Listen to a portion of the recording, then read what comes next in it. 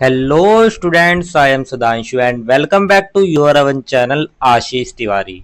आज का वीडियो है cultural transformations in early modern Europe second subject के स्टूडेंट्स के लिए मोस्ट इम्पोर्टेंट और एग्जाम फोकस वीडियो। तो आज के इस वीडियो में हम लेकर आए हैं टॉप 10 ऐसे most important question with answer, वो भी हिंदी मीडियम में, जिनके डायरेक्टली एग्जाम में आने के बहुत बहुत ज़्यादा चांसेस है।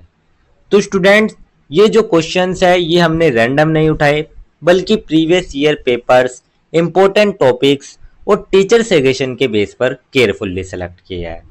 तो अगर आप ये 10 क्वेश्चन अच्छे से समझ लेते हो तो मान लो एग्जाम में 80 से 90% पेपर तो आपका यहीं से कवर हो जाएगा। तो ये सिंगल वीडियो ही आपके एग्जाम पर्पज से बहुत होती है। ओनली इस वीडियो से ही आप अच्छे खासे स्कोर कर सकते हो अपने एग्जाम में, अदर किसी वीडियो की नीड आपको नहीं पड़ेगी। तो अगर आप हमारे चैनल पर फर्स्ट टाइम विजिट कर रहे हो तो चैनल को सब्सक्राइब कर लीजिएगा, जिससे आने वाली और वीडियोस की नोटिफिकेशन आपको सबसे पहले मिल जाए। और हाँ, इस वीडियो में एक स्पेशल गिववे भी आप सभी के लिए। तो वीडियो के बीच में हम कुछ क्वेश्चंस पूछेंगे, तो जो भी स्टूडेंट सबसे पहले और सभी करेक्ट आंसर देगा, तो स्टार्टिंग के जो 3 स्टूडेंट्स होंगे उनको मिलेंगे हमारी तरफ से फ्री नोट्स। और ये विनर निकलते ही विनर को हम तुरंत अनाउंस कर देंगे हमारे व्हाट्सएप और टेलीग्राम चैनल पर। तो आप सभी हमारा WhatsApp and Telegram channel follow करके रखिएगा, लिंक आपको डिस्क्रिप्शन में मिल जाएगी। तो वीडियो को पूरा देखना है, स्किप नहीं करना है, क्योंकि गिववे का जो क्वेश्चन है वो किसी भी मोमेंट पे आ सकता है। और सबसे बेस्ट बात, हमारे जो लेक्चर है वे फ्री है, आपके लिए एकदम 100% फ्री वीडियो सीरीज। लेकिन अगर आप इन्हीं लेक्चर के वेल ऑर्गेनाइज्ड नोट्स चाहते हो तो उनके पेड नोट्स भी अवेलेबल है, हिंदी और इंग्लिश दोनों ही मीडियम में। प्राइस भी स्टूडेंट फ्रेंडली है। डिस्क्रिप्शन में आपको वेबसाइट का लिंक दे दिया जाएगा, उस लिंक पर जाकर आप अपने नोट्स को बाय कर सकते हो। तो नोट्स प्राइस ओनली 50 रुपीज रहने वाला है। और आपको नोट्स नहीं भी लेने हैं तो आप वीडियो लेक्चर से भी कंटिन्यू कर सकते हो। तो चलिए हम शुरू करते हैं हमारे बीए प्रोग्राम के सेमेस्टर 4 की cultural transformation in early modern Europe second subject के 10 most important question and answer. तो प्रारंभिक आधुनिक यूरोप में सांस्कृतिक परिवर्तन सेकंड, ये हमारा डिसिप्लिन स्पेसिफिक कोर कोर्स यानी कि डीएससी के मेजर पेपर का सब्जेक्ट है। तो इसके ऐसे most important question and answer जो कि आपके डी सोल एग्जाम के लिए गेम चेंजर साबित होगी। तो रेडी, लेट्स बिगिन। तो चलिए शुरू करते हैं। तो स्टूडेंट्स, किसी भी आंसर को लिखने से पहले सबसे पहले हमें उसका क्वेश्चन समझना बहुत ज़्यादा जरूरी होता है, क्योंकि जब तक हम एक क्वेश्चन नहीं समझेंगे तब तक हम एक परफेक्ट आंसर भी नहीं लिख पाएंगे। तो इसीलिए सबसे पहले हम हमारा क्वेश्चन नंबर फर्स्ट समझ लेते हैं कि जो हमारा क्वेश्चन नंबर फर्स्ट है इसमें आखिर हमसे पूछा क्या गया है। तो भाई क्वेश्चन नंबर फर्स्ट में हमसे पूछा गया है कि क्या वैज्ञानिक क्रांति वास्तव में क्रांति थी? विभिन्न ऐतिहासिक व्याख्याओं के संदर्भ में इस पर चर्चा कीजिए। यानी कि आपको बताना है कि जो वैज्ञानिक क्रांति है उसको वास्तव में क्रांति ही क्यों कहा जाता है। इसी के साथ साथ आपको यह भी बताना है कि अलग अलग जो इतिहासकार है वो इस वैज्ञानिक क्रांति को किस प्रकार देखते हैं।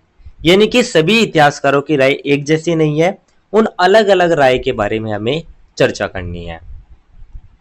इसी क्वेश्चन को आपसे अथवा या और करके इस तरीके से भी पूछा जा सकता है कि वैज्ञानिक क्रांति की विरासत पर चर्चा कीजिए। प्रारंभिक आधुनिक यूरोप में समाज और संस्कृति पर विज्ञान के प्रभाव के स्पष्ट कीजिए। यानी कि यहाँ पर आपको वैज्ञानिक क्रांति के बारे में और उसके प्रभाव के बारे में स्पष्ट करना है। तो ओवरऑल यहाँ पर आपको बताना है कि वैज्ञानिक क्रांति के क्रांति कहने के क्या कारण थे अलग अलग इतिहासकारों के संदर्भ में, और वैज्ञानिक क्रांति की विरासत और उसके प्रभाव के बारे में। तो चलिए इस आंसर की जो शुरुआत है वो हम एक छोटे से परिचय यानी कि एक छोटे से इंट्रोडक्शन से कर लेते हैं। तो स्टूडेंट्स, आप कल्पना कीजिए कि पूरी दुनिया कई सौ वर्षों तक यह मानती रही कि पृथ्वी जो है वो हमारे ब्रह्मांड का केंद्र है, और अचानक कुछ वैज्ञानिक आकर कहते हैं कि नहीं, ऐसा नहीं है, जो सूर्य है वो केंद्र में है और जो हमारी पृथ्वी है वो उसके चारों ओर चक्कर लगाते चारों ओर घूमती है। तो ऐसी सोच को बदलना कोई छोटी बात नहीं थी। तो जो हमारा 16वीं और 17वीं शताब्दी थी, इसमें यूरोप में एक ऐसा ही बदलाव हुआ जिसे हम वैज्ञानिक क्रांति या साइंटिफिक रेवोल्यूशन कहते हैं।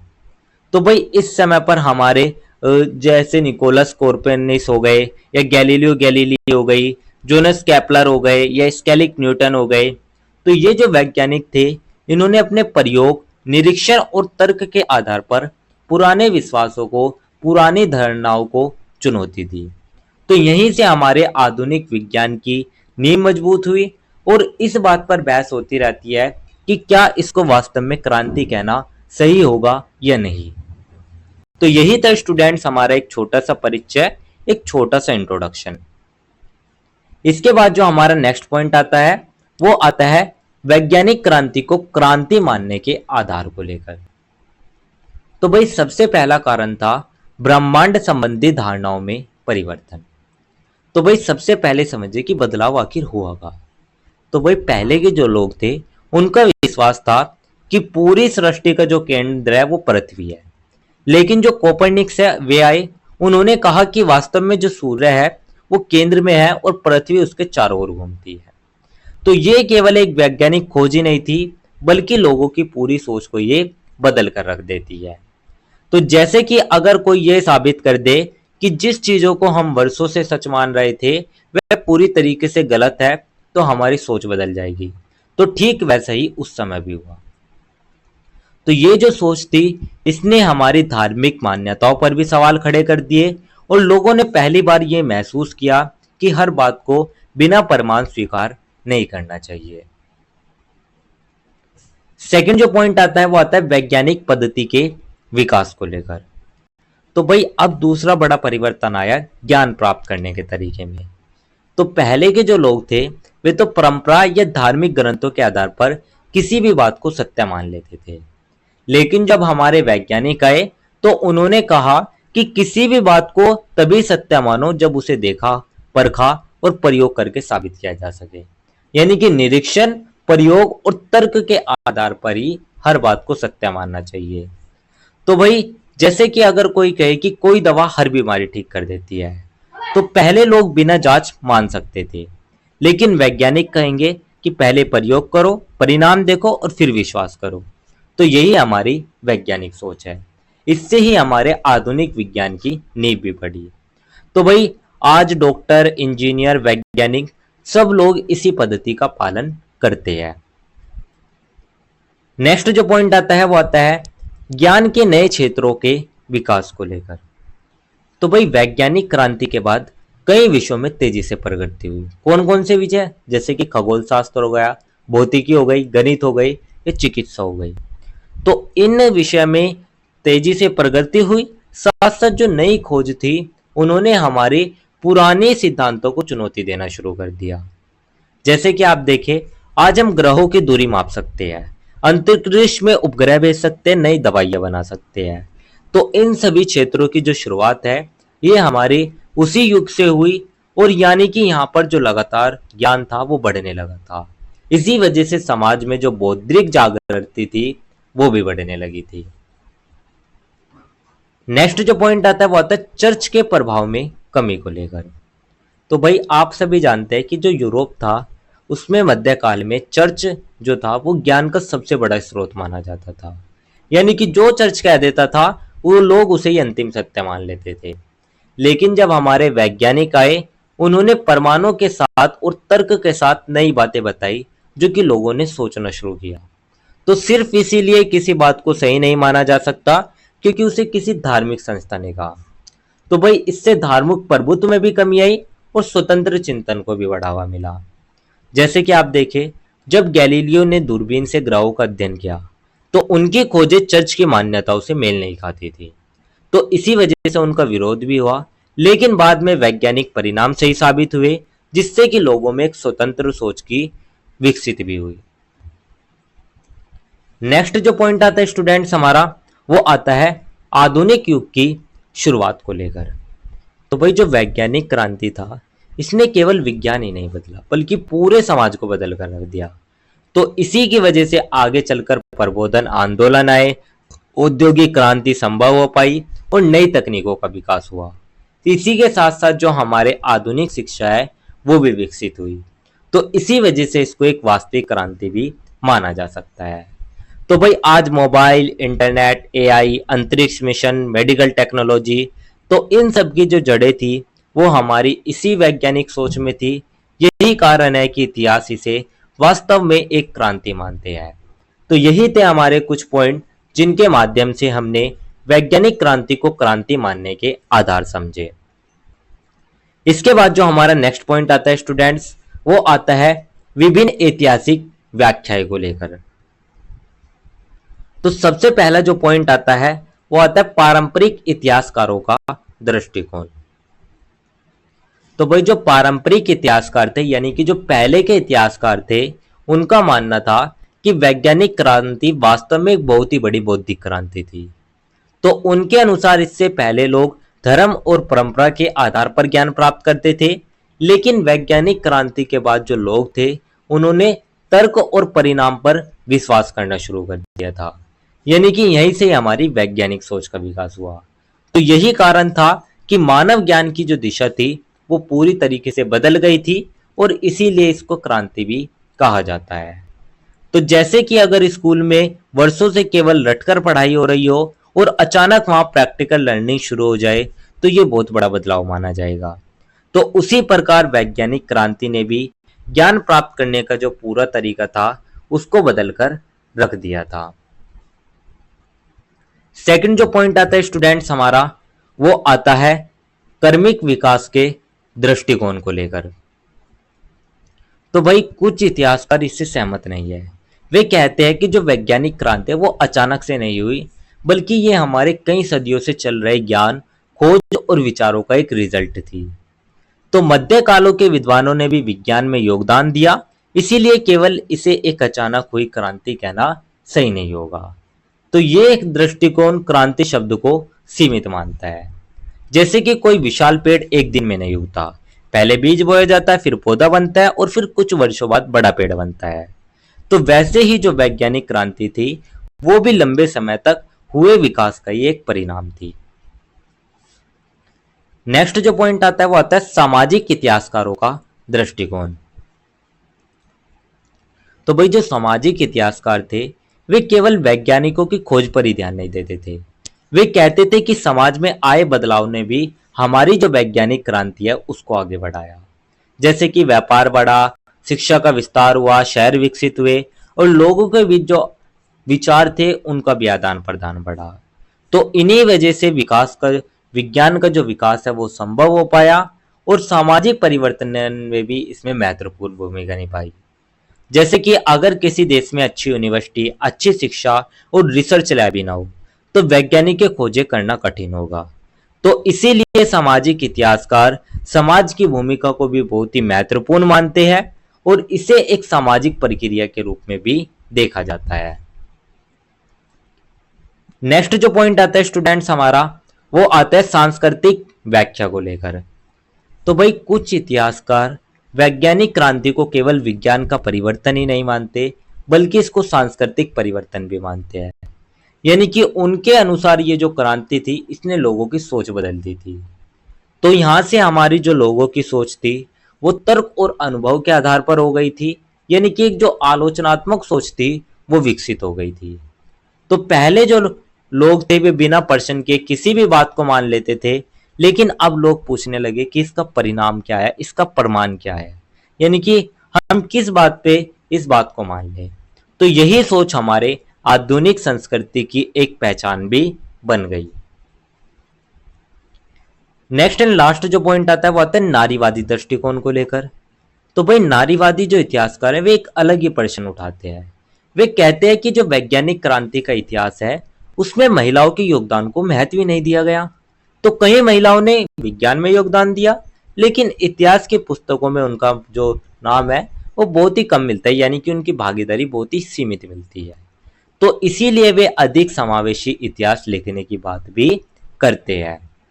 तो जैसे कि अगर किसी क्रिकेट टीम की जीत में सभी खिलाड़ियों का योगदान हो लेकिन केवल कप्तान का नाम लिया जाए तो बाकी खिलाड़ियों के साथ न्याय नहीं होगा।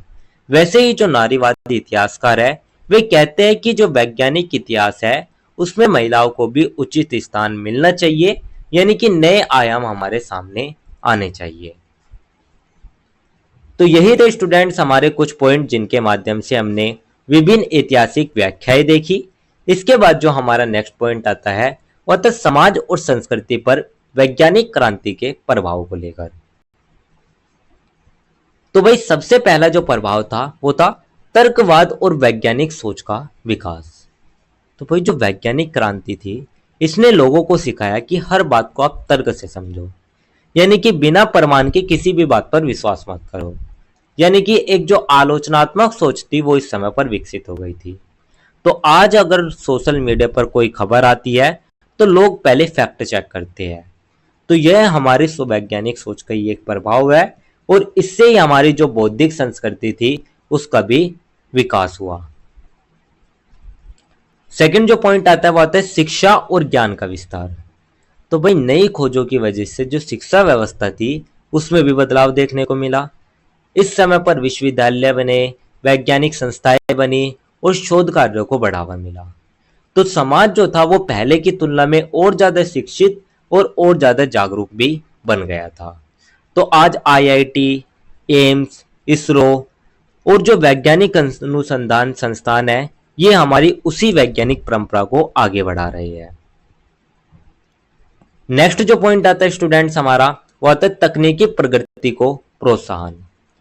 तो भाई जो वैज्ञानिक खोज थी उसने नई तकनीकों के विकास का रास्ता खोला, यानी कि इस समय पर नई मशीनें बनी जिससे कि उत्पादन बढ़ा और परिवहन भी तेज हुआ और आर्थिक विकास हुआ। तो आगे चलकर इसने ही हमारे औद्योगिक क्रांति की नींव भी रखी। जैसे कि आप देखिए भाप इंजन से लेकर आज के रोबोट और एआई तक की यात्रा वैज्ञानिक सोच की ही एक देन मानी जाती है। नेक्स्ट जो पॉइंट आता है वो आता है धार्मिक और सामाजिक सोच में परिवर्तन को लेकर। तो भाई जो वैज्ञानिक विचार थे उन्होंने लोगों को स्वतंत्र रूप से सोचने की प्रेरणा दी, यानी कि जो लोग थे वे केवल परंपराओं पर ही निर्भर नहीं रहे, उन्होंने हर बात को तर्क और प्रमाण के आधार पर बताने की कोशिश करी। तो इससे समाज और जो राजनीति थी दोनों में परिवर्तन आया, यानी कि व्यक्ति की बुद्धि और तर्कों को ज्यादा महत्व दिया गया। तो आज अधिकांश देशों में शिक्षा और सरकार का जो संचालन है वो वैज्ञानिक और तार्किक आधार पर किया जाता है और ये हमारे उसी परिवर्तन का एक परिणाम भी है। नेक्स्ट एंड लास्ट जो पॉइंट आता है वो आता है प्रबोधन आंदोलन पर प्रभाव को लेकर। तो भाई जो वैज्ञानिक क्रांति थी इसने आगे चलकर प्रबोधन आंदोलन को जन्म देने में महत्वपूर्ण भूमिका निभाई। तो ये जो आंदोलन था इसने स्वतंत्रता, समानता और तर्कों को बढ़ावा दिया। तो इसी सोच ने हमारे लोकतंत्र और आधुनिक मानवाधिकारों के विकास में भी विशेष योगदान दिया, जिससे कि यूरोपीय समाज में व्यापक परिवर्तन आए। तो भाई आज लोकतंत्र, मानवाधिकार और समान अवसर जैसी जो अवधारणाएं हैं वे हमारी इसी बौद्धिक विकास की देन भी मानी जाती है। तो यही थे हमारे कुछ पॉइंट जिनके माध्यम से हमने समाज और संस्कृति पर वैज्ञानिक क्रांति का प्रभाव समझा। इसके बाद जो हमारा नेक्स्ट एंड लास्ट पॉइंट आता है वो हमारा ओवरऑल पूरे आंसर का एक छोटा सा निष्कर्ष, एक छोटा सा कंक्लूजन आता है। तो भाई निष्कर्ष या कंक्लूजन में आप कह सकते हैं कि जो हमारी वैज्ञानिक क्रांति थी इसने लोगों की सोच बदल दी, ज्ञान प्राप्त करने का तरीका बदल दिया और समाज और संस्कृति को नई दिशा दे दी। तो इसका जो महत्व है वो अलग अलग इतिहासकार अलग अलग तरीके से बताते हैं। कुछ तो कहते हैं कि इसका जो विकास है वो धीरे धीरे हुआ, कुछ कहते हैं कि ये अचानक से हुई, लेकिन इसके जो परिणाम है वे इतने ज्यादा व्यापक और गहरे थे कि वैज्ञानिक क्रांति कहना पूरी तरीके से इसे उचित माना जाता है।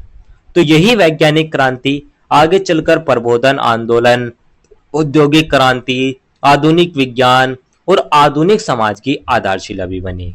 तो इसीलिए यूरोप के इतिहास में इसका जो स्थान है वो बहुत ही महत्वपूर्ण भी माना जाता है।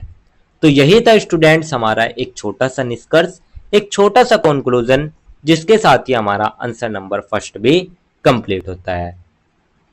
तो यही था हमारा आंसर नंबर फर्स्ट। इसके बाद जो हमारा नेक्स्ट क्वेश्चन आता है वो हमारा क्वेश्चन नंबर 2 आता है। तो भाई सबसे पहले हम समझ लेते हैं कि क्वेश्चन नंबर जो 2 है उसमें आखिर हमसे पूछा क्या गया है। तो भाई क्वेश्चन नंबर 2 में हमसे पूछा गया है कि प्रारंभिक आधुनिक यूरोप में ब्रह्मांड और प्रकृति के बारे में प्रचलित धारणाओं को बदलने में वैज्ञानिक क्रांति के योगदान के बारे में बताइएगा।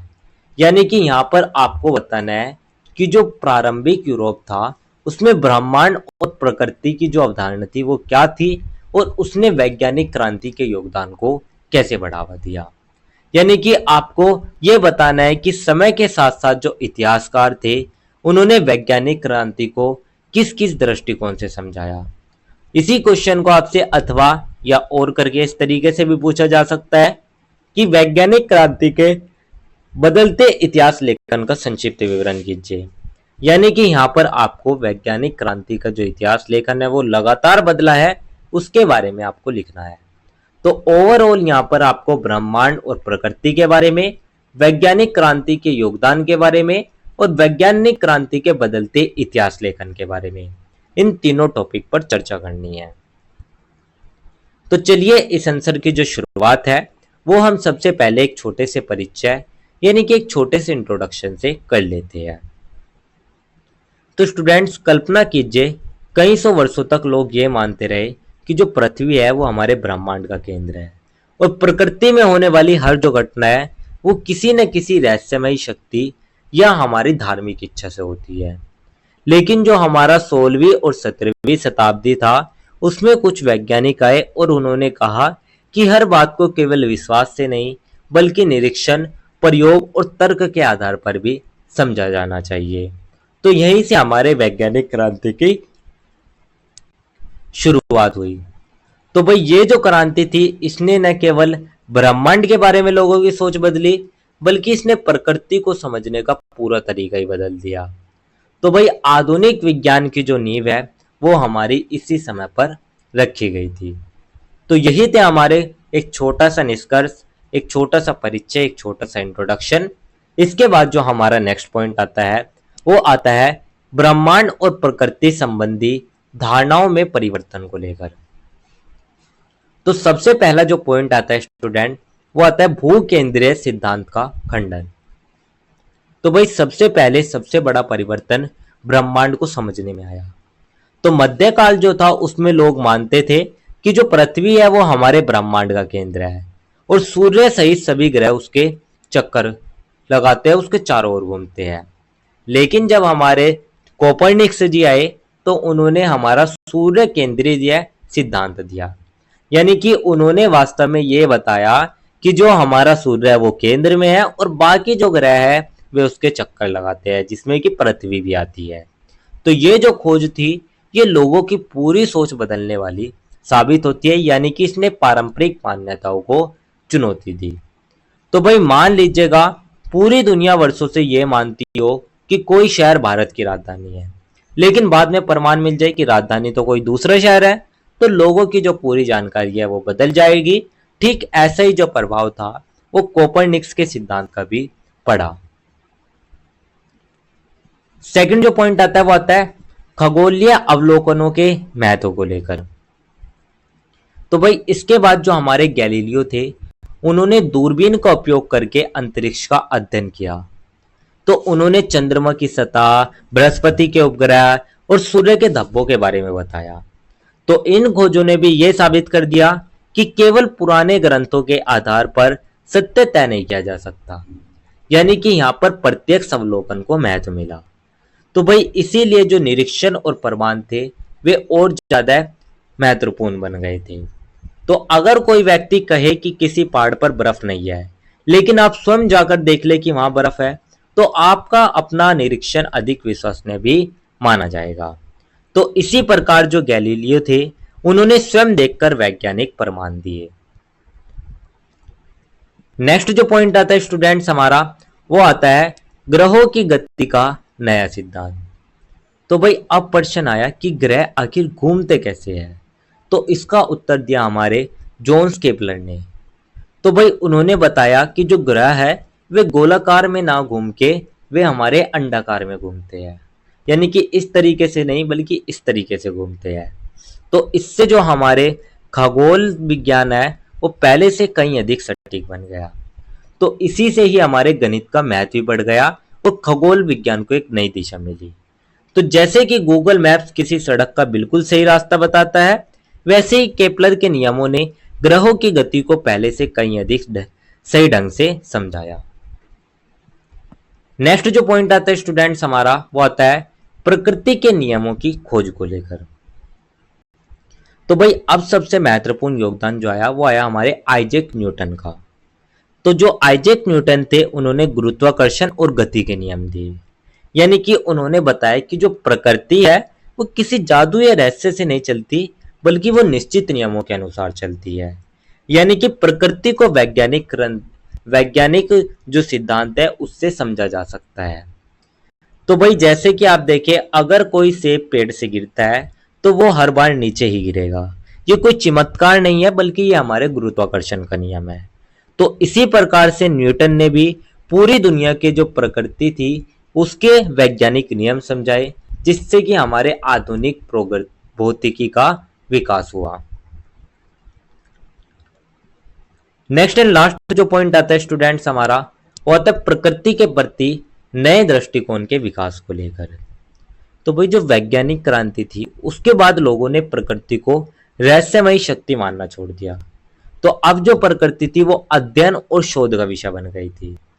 तो हर प्राकृतिक घटना को तर्क, प्रयोग और प्रमाण के आधार पर समझने का प्रयास किया जाने लगा। यहीं से ही हमारा जो आधुनिक वैज्ञानिक दृष्टिकोण था उसका विकास हुआ। जैसे कि आप देखें, पहले अगर बिजली गिरती थी तो लोग ईश्वर का क्रोध मानते थे, लेकिन आज विज्ञान बताता है कि ये बादलों में विद्युत आवेश के कारण होने वाली एक प्राकृतिक प्रक्रिया है। तो यही वैज्ञानिक सोच का सबसे बड़ा परिवर्तन था। तो यही थे स्टूडेंट्स हमारे कुछ पॉइंट जिनके माध्यम से हमने ब्रह्मांड और प्रकृति संबंधी धारणाओं में परिवर्तन देखा। इसके बाद जो हमारा नेक्स्ट पॉइंट आता है वो आता है वैज्ञानिक क्रांति के इतिहास लेखन में परिवर्तन को लेकर। तो सबसे पहला जो पॉइंट आता है वो आता है पारंपरिक दृष्टिकोण। तो भाई जो शुरुआती इतिहासकार थे वे वैज्ञानिक क्रांति को एक बहुत ही बड़ी बौद्धिक क्रांति मानते थे। यानी कि वे कहते थे कि ये जो क्रांति थी इसने मध्यकाल के अंधविश्वासों को खत्म करके आधुनिक विज्ञान की शुरुआत करी। तो वे वैज्ञानिकों को समाज के नायक मानते थे जिन्होंने कि पूरी दुनिया की सोच को बदल के रख दिया, और ये जो दृष्टिकोण था ये लंबे समय तक प्रभावी रहा। जैसे कि आप देखें, भारत के आजादी के इतिहास में महात्मा गांधी का योगदान बहुत ही महत्वपूर्ण माना जाता है। उसी प्रकार जो पारंपरिक इतिहासकार है जैसे कि कोपरनिकस, गैलीलियो, केपलर, न्यूटन, तो इनको भी वैज्ञानिक क्रांति के महानायक माने जाते हैं। तो उनके अनुसार यही लोग आधुनिक विज्ञान के निर्माता थे। सेकंड जो पॉइंट आता है वो आता है संशोधनवादी दृष्टिकोण को लेकर। तो भाई बाद के जो इतिहासकार थे उन्होंने इस विचार पर सवाल उठाया। उन्होंने कहा कि जो वैज्ञानिक क्रांति है वो अचानक नहीं हुई, ये हमारे कई सालों से चल रही एक बौद्धिक विकास का परिणाम थी। तो मध्यकालीन विद्वानों के योगदान को भी यहाँ पर नजरअंदाज नहीं किया जा सकता, इसको एक कर्मिक परिवर्तन के रूप में देखा गया। तो अगर कोई छात्र बोर्ड परीक्षा में टॉप करता है तो उसकी सफलता केवल परीक्षा वाले दिन की मेहनत ही नहीं होती, उसके पीछे कई वर्षों की पढ़ाई होती है। तो उसी प्रकार वैज्ञानिक क्रांति भी लंबे समय तक ज्ञान के विकास का परिणाम थी। नेक्स्ट जो पॉइंट आता है स्टूडेंट्स हमारा, वो आता है सामाजिक इतिहास का दृष्टिकोण। तो जो सामाजिक इतिहासकार थे उन्होंने कहा कि जो विज्ञान है वो केवल वैज्ञानिकों की खोज से आगे नहीं बढ़ा, तो समाज में जो परिवर्तन थे वे भी बहुत ही ज्यादा महत्वपूर्ण थे। जैसे कि आप देखें, व्यापार बढ़ा, शिक्षा का विस्तार हुआ, शहर विकसित हुए और आर्थिक स्थिति मजबूत हुई। तो इन सभी कारणों की वजह से, इन सभी सामाजिक परिस्थितियों की वजह से जो वैज्ञानिक अनुसंधान था उसको और ज्यादा बढ़ावा मिला और इतिहास लेखन का दायरा भी बढ़ गया। जैसे कि अगर किसी देश में अच्छी यूनिवर्सिटी, आधुनिक लैब और आर्थिक संसाधन ही ना हो तो वैज्ञानिक खोजें करना कठिन होगा। तो इसीलिए समाज भी विज्ञान के विकास में बराबर का भागीदार है। नेक्स्ट जो पॉइंट आता है स्टूडेंट्स हमारा, वो आता है सांस्कृतिक दृष्टिकोण को लेकर। तो भाई जो सांस्कृतिक इतिहासकार थे, उन्होंने वैज्ञानिक क्रांति को लोगों की सोच और जीवन शैली में आए परिवर्तन के रूप में देखा। तो उन्होंने बताया कि ये जो क्रांति थी, इसने लोगों को तर्क करना, प्रश्न पूछना और आलोचनात्मक सोच को विकसित करने में महत्वपूर्ण योगदान दिया। तो यही हमारे आधुनिक ज्ञान की नई संस्कृति की पहचान भी बनी। तो आज कोई भी व्यक्ति इंटरनेट पर मिली जानकारी को तुरंत सही नहीं मानता, वो पहले स्रोत और परिणाम को देखता है। तो ये हमारे वैज्ञानिक और सांस्कृतिक सोच का ये प्रभाव था। तो विज्ञान और समाज के जो संबंध थे, उन पर इस समय पर अधिक ध्यान दिया गया। नेक्स्ट जो पॉइंट आता है वो आता है नारीवादी और नवीन दृष्टिकोण को लेकर। तो भाई जो आधुनिक इतिहासकार थे, उन्होंने महिलाओं और अन्य उपेक्षित समूहों के योगदान पर भी ध्यान देना शुरू किया। उन्होंने कहा कि पहले का जो इतिहास था वो केवल प्रसिद्ध पुरुष वैज्ञानिकों तक था, लेकिन विज्ञान के विकास में जो महिला और अन्य जो सामाजिक समूह थे, उनके योगदान भी था। तो आज इतिहास को अधिक समावेशी बनाने का जो प्रयास है वो किया जा रहा है, जिससे कि वैज्ञानिक क्रांति की समझ और ज्यादा व्यापक हुई है। जैसे कि अगर किसी फिल्म में केवल हीरो का नाम ले लिया जाए और निर्देशक, लेखक और पूरी टीम को भुला दिया जाए, तो इतिहास अधूरा रहेगा। वैसे ही आधुनिक इतिहासकार चाहते हैं कि विज्ञान के इतिहास में सभी योगदानकर्ताओं को उचित स्थान मिले। यही थे हमारे कुछ पॉइंट जिनके माध्यम से हमने वैज्ञानिक क्रांति के इतिहास लेखन में परिवर्तन देखा। इसके बाद जो हमारा नेक्स्ट पॉइंट आता है वो आता है वैज्ञानिक क्रांति की विरासत और महत्व को लेकर। तो सबसे पहला जो पॉइंट आता है वो आता है आधुनिक विज्ञान की नींव। तो भाई वैज्ञानिक क्रांति की सबसे बड़ी विरासत ये है कि इसी समय पर हमारी आधुनिक वैज्ञानिक पद्धति भी विकसित हुई थी। तो अब जो ज्ञान का आधार था वो निरीक्षण, प्रयोग और तर्क बन गया था। तो इसी वजह से जो आधुनिक विज्ञान था वो इतनी तेजी से आगे बढ़ पाया। जैसे कि आज नई दवा बनाने से पहले वर्षों तक उसका परीक्षण किया जाता है। तो ये हमारी वैज्ञानिक पद्धति का ही देन है। सेकंड जो पॉइंट आता है वो आता है तर्कवाद के विकास को लेकर। तो भाई ये जो क्रांति थी, इसने लोगों को सिखाया कि किसी भी बात को आंख बंद करके नहीं मानना चाहिए। तो हर बात को आप तर्क और परिणाम प्रमाण के आधार पर सीखो। इससे हमारी आलोचनात्मक सोच भी बढ़ी। तो आज अगर सोशल मीडिया पर कोई अफवाह फैलती है तो लोग फैक्ट चेक करते हैं। ये हमारे वैज्ञानिक सोच का ही एक प्रभाव है और इससे ही हमारी आधुनिक बौद्धिक संस्कृति का निर्माण भी हुआ। नेक्स्ट जो पॉइंट आता है स्टूडेंट्स, वो आता है प्रबोधन आंदोलन पर प्रभाव को लेकर। तो भाई वैज्ञानिक क्रांति के बाद जो हमारी 18वीं शताब्दी थी, उसमें प्रबोधन आंदोलन शुरू हुआ। तो ये जो आंदोलन था, इसने स्वतंत्रता, समानता और वैज्ञानिक सोच को बढ़ावा दिया। तो लोकतंत्र और मानव अधिकार जैसे जो विचार थे, वे भी हमारे इसी सोच से मजबूत हुए। तो आज अधिकांश लोकतांत्रिक देशों में नागरिकों को समान अधिकार दिए जाते हैं। तो इस सोच के पीछे प्रबोधन आंदोलन का बड़ा योगदान है, जिसकी प्रेरणा वैज्ञानिक क्रांति से ही मिली थी।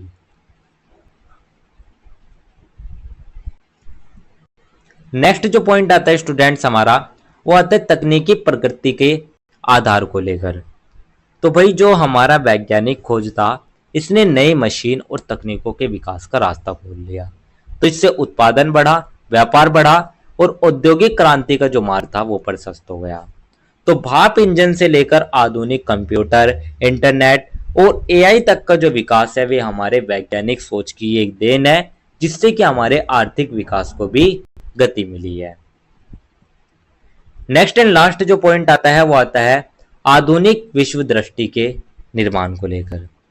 तो भाई जो वैज्ञानिक क्रांति थी, इसने मनुष्य और प्रकृति के संबंधों को समझने का तरीका बदल दिया।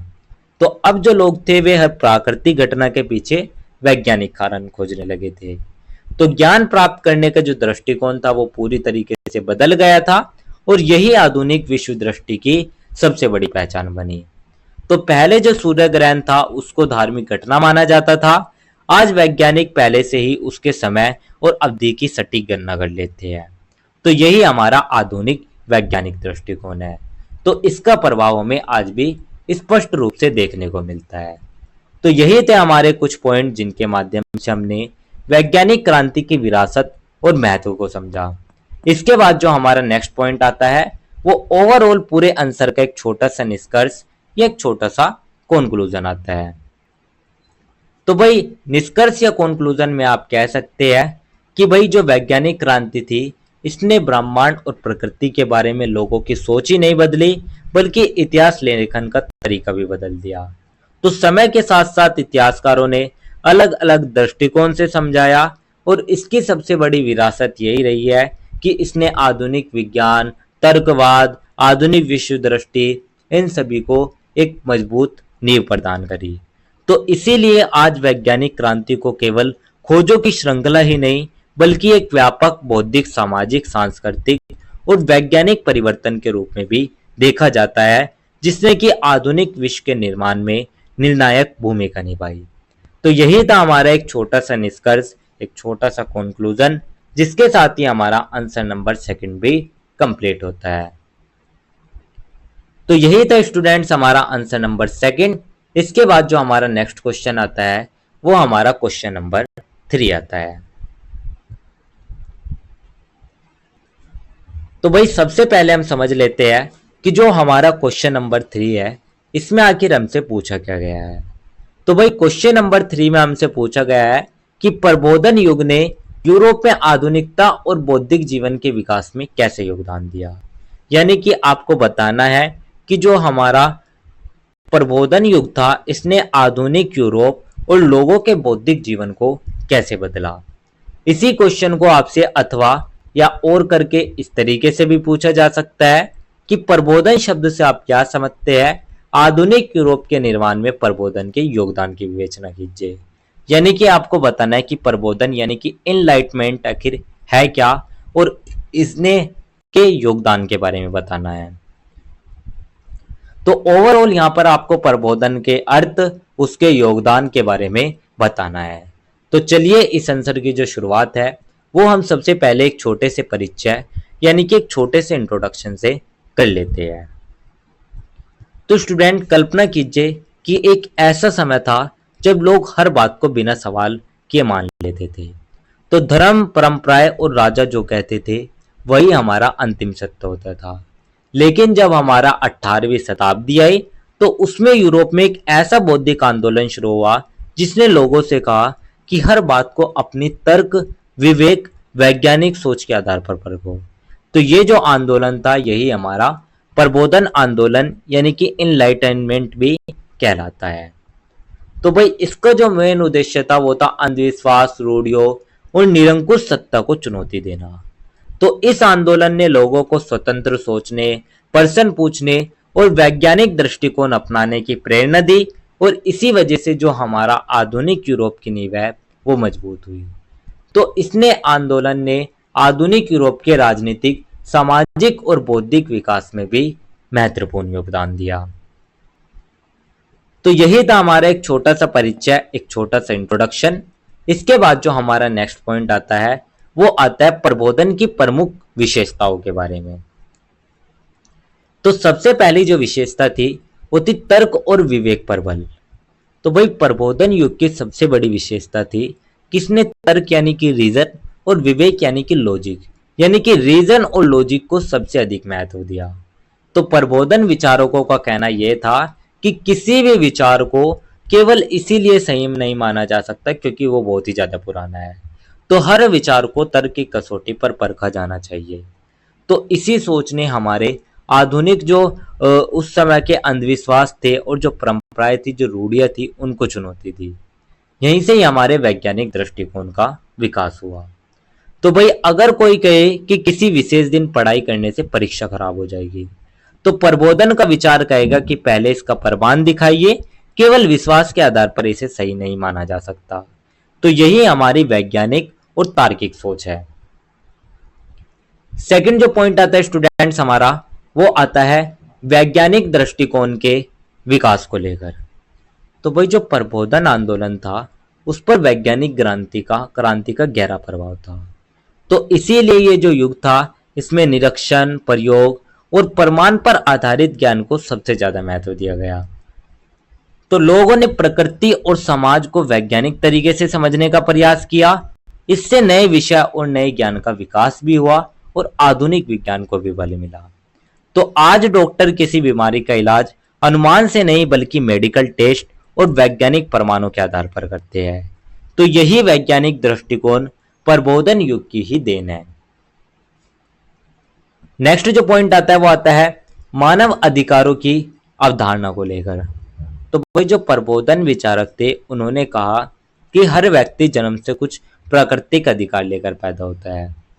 तो जैसे कि आप देखें, जीवन का अधिकार, स्वतंत्रता का अधिकार और संपत्ति का अधिकार।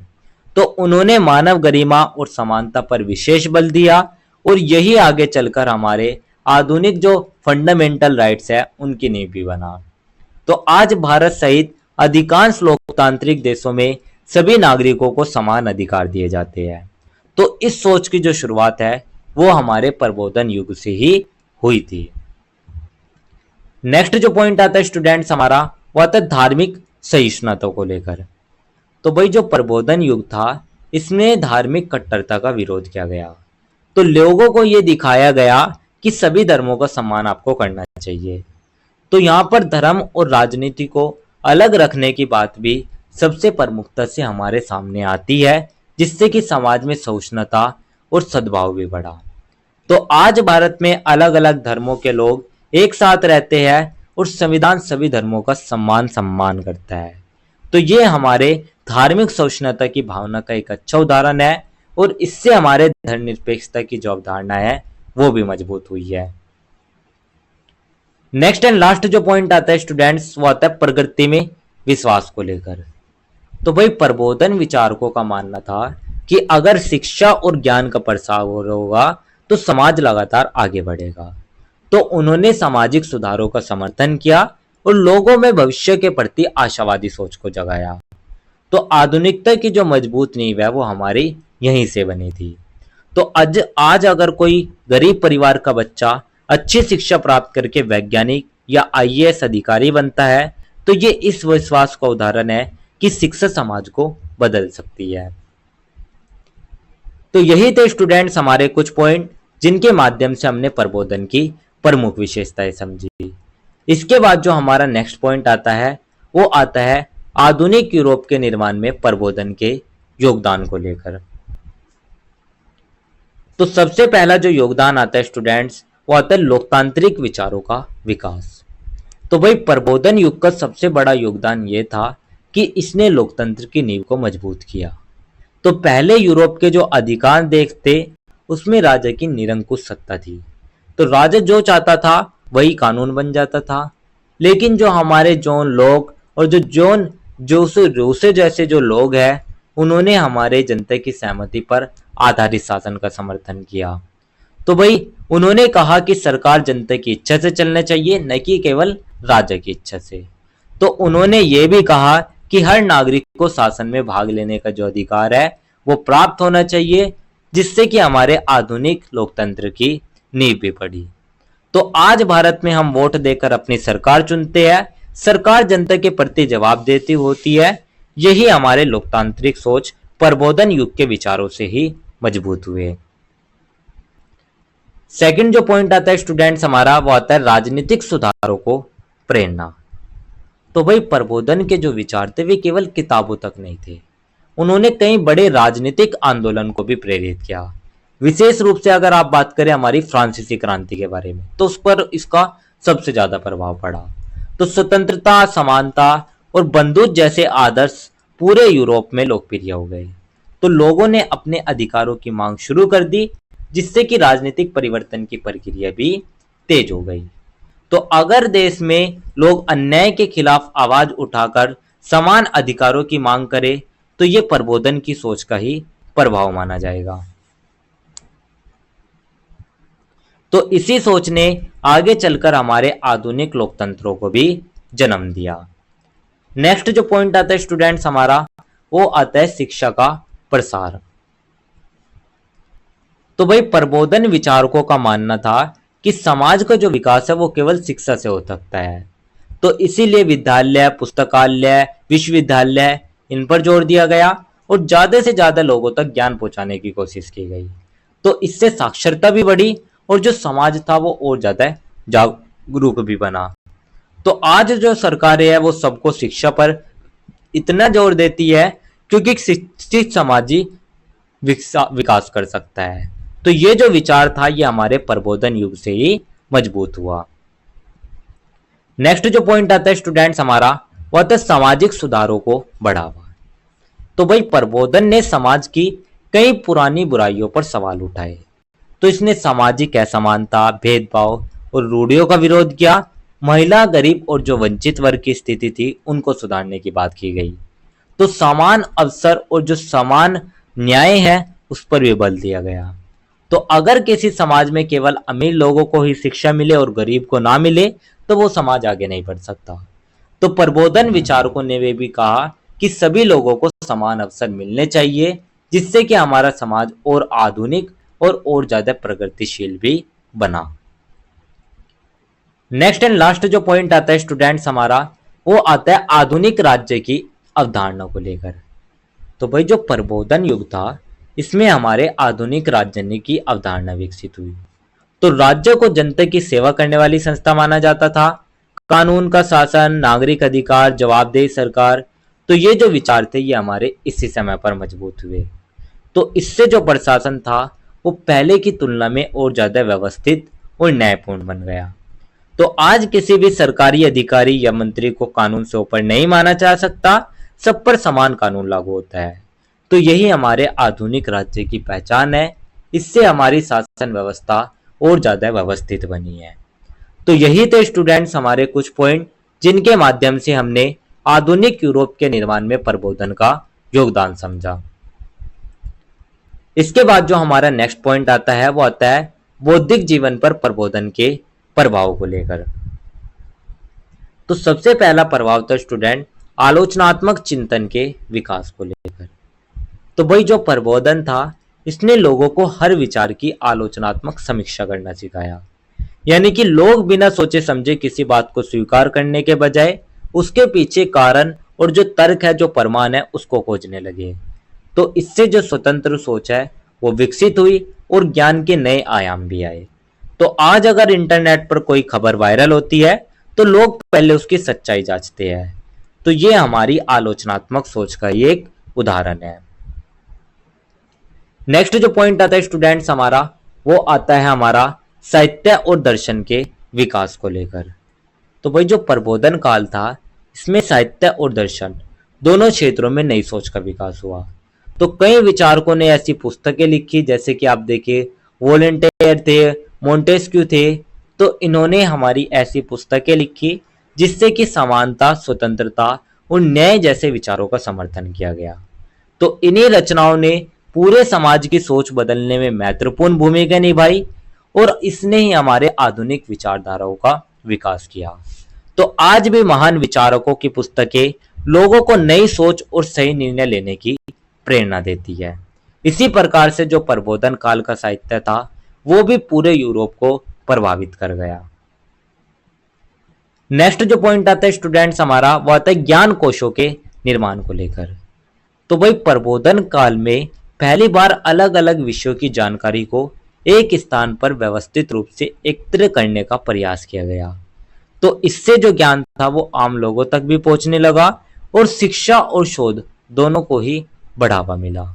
तो आज हम विकिपीडिया या किसी विश्वकोश से हजारों विषयों की जानकारी एक जगह प्राप्त कर लेते हैं। उस समय ज्ञान कोशों ने भी हमारा यही काम किया।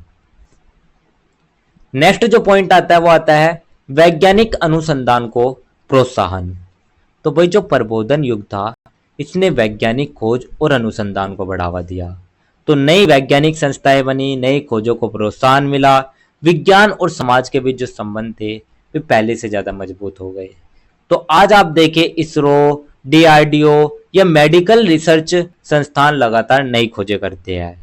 इसी प्रकार से जो प्रबोधन काल था उसमें भी वैज्ञानिक अनुसंधान को विशेष महत्व दिया, जिससे कि हमारी आधुनिक वैज्ञानिक संस्कृति भी विकसित हुई। नेक्स्ट एंड लास्ट जो पॉइंट आता है वो आता है आधुनिक बौद्धिक संस्कृति का निर्माण। तो भाई प्रबोधन की सबसे बड़ी उपलब्धि ये रही कि इसने तर्क, स्वतंत्रता और मानवतावाद पर आधारित बौद्धिक संस्कृति का निर्माण किया। तो लोगों ने परंपराओं के बजाय विवेक को महत्व दिया, जिससे कि नए विचारधाराएं आए और ज्ञान के प्रति लोगों का दृष्टिकोण बदला। तो आज किसी भी समस्या का समाधान खोजने के लिए वैज्ञानिक सोच, तर्क और प्रमाण का सहारा लिया जाता है। यही आधुनिक बौद्धिक संस्कृति की एक पहचान है। तो यही थे स्टूडेंट्स हमारे कुछ पॉइंट जिनके माध्यम से हमने बौद्धिक जीवन पर प्रबोधन का प्रभाव समझा। इसके बाद जो हमारा नेक्स्ट पॉइंट आता है वो ओवरऑल पूरे आंसर का एक छोटा सा निष्कर्ष, एक छोटा सा कंक्लूजन आता है। तो भाई निष्कर्ष या कंक्लूजन में आप ये कह सकते हैं कि जो प्रबोधन था वो हमारा एक बौद्धिक आंदोलन ही नहीं था, बल्कि इसने हमारे आधुनिक यूरोप के निर्माण को भी बदल दिया।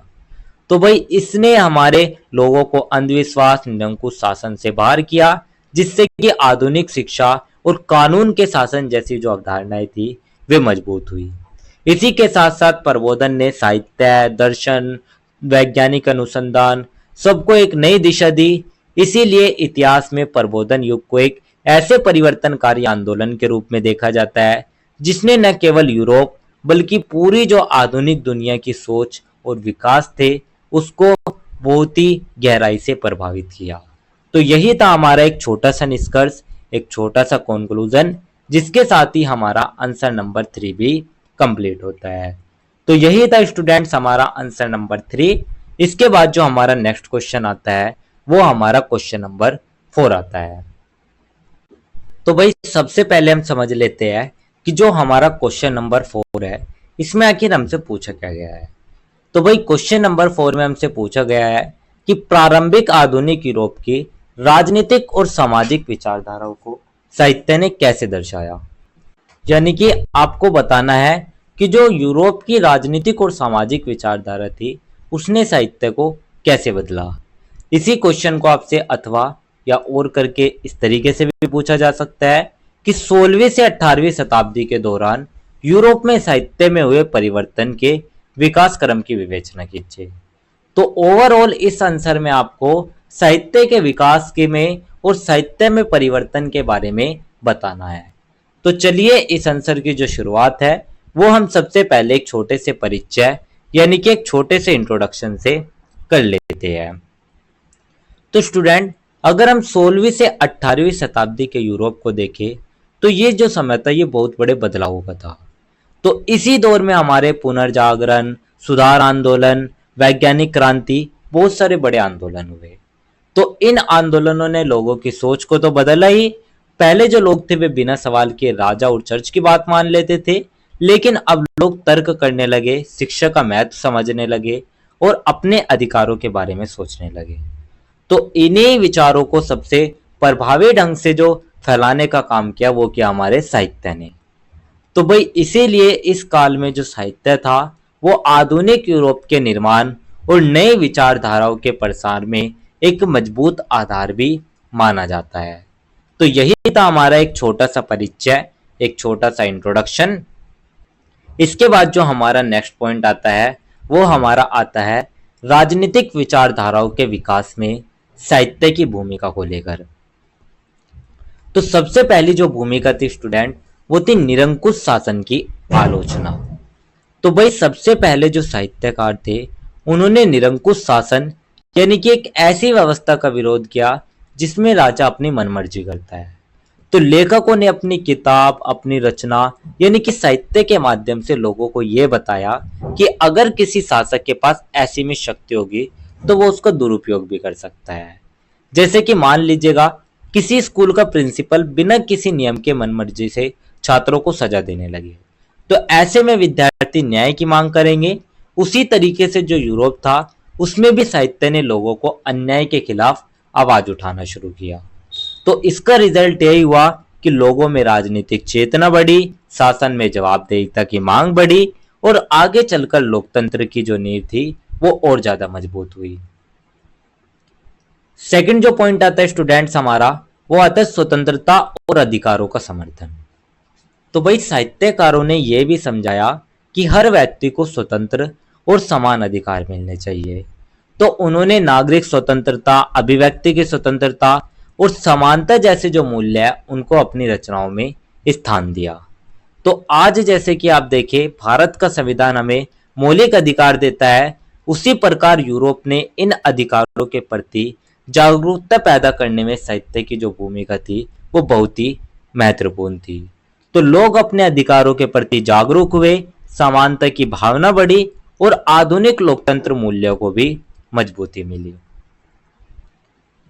नेक्स्ट जो पॉइंट आता है स्टूडेंट्स हमारा, वो आता है राष्ट्रवाद की भावना के विकास को लेकर। तो भाई ये जो समय था, इस समय में यूरोप में अलग अलग राष्ट्र बनने लगे थे। तो साहित्यकारों ने अपनी मातृभाषा में लिखकर लोगों को अपनी संस्कृति और राष्ट्र पर गर्व करना सिखाया। तो पहले जो अधिकांश लेखन थे वे लैटिन भाषा में होते थे, जिसे कि आम लोग नहीं समझते थे।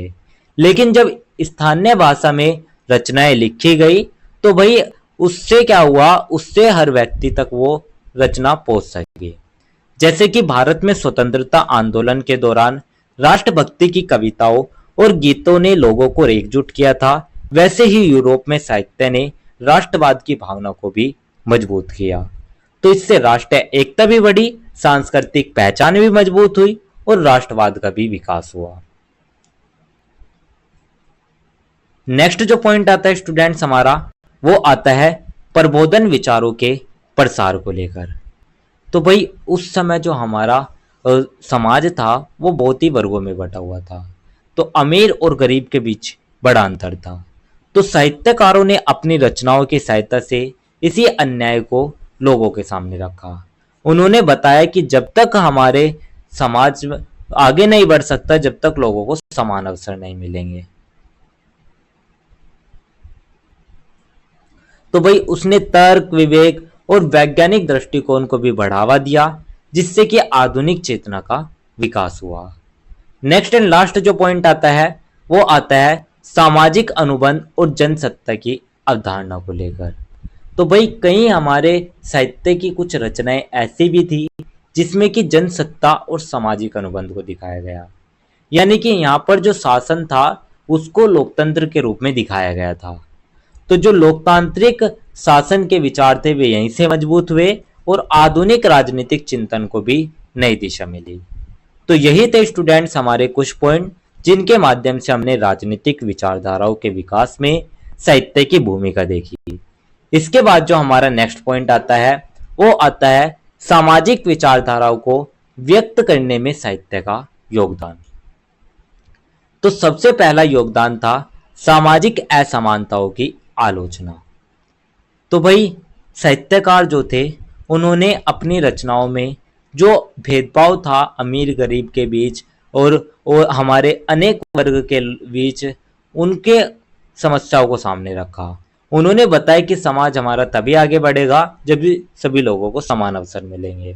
जैसे कि आप देखें, अगर किसी स्कूल में केवल अमीर बच्चों को अच्छी पढ़ाई और सुविधाएं मिले और गरीब बच्चों को ना मिले तो ये अन्याय होगा। तो उसी प्रकार जो साहित्यकार थे उन्होंने समाज की ऐसी समानताओं का विरोध किया। तो इससे समाज में सुधार की आवश्यकता महसूस हुई, समानता की मांग बढ़ी और मानवतावादी सोच को भी बढ़ावा मिला।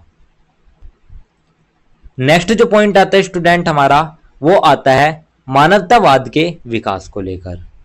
तो भाई पुनर्जागरण काल के साहित्य ने पहली बार इंसान को सबसे महत्वपूर्ण माना। तो पहले लोगों का जो पूरा ध्यान था वो धर्म और परंपरा पर था, लेकिन अब साहित्य ने बताया कि हर व्यक्ति की अपनी सोच, अपनी गरिमा और अपनी क्षमता होती है। तो लेखकों ने शिक्षा, ज्ञान और स्वतंत्र सोच को महत्व दिया। जैसे कि आज हम कहते हैं कि हर बच्चे को अपने प्रतिभा के अनुसार आगे बढ़ने का अवसर मिलना चाहिए, उसी प्रकार उस समय भी साहित्य ने मानव की गरिमा और उसके विचार पर जोर दिया, जिससे कि मानव केंद्रित सोच भी विकसित हुई और आधुनिक मानवतावाद भी मजबूत हुआ। नेक्स्ट जो पॉइंट आता है स्टूडेंट्स हमारा वो आता है महिलाओं की स्थिति पर विचार को लेकर। तो भाई उस समय जो महिला थी वे पुरुषों के बराबर अधिकार नहीं रखती थी। तो साहित्यकारों ने इसी भेदभाव को उठाया।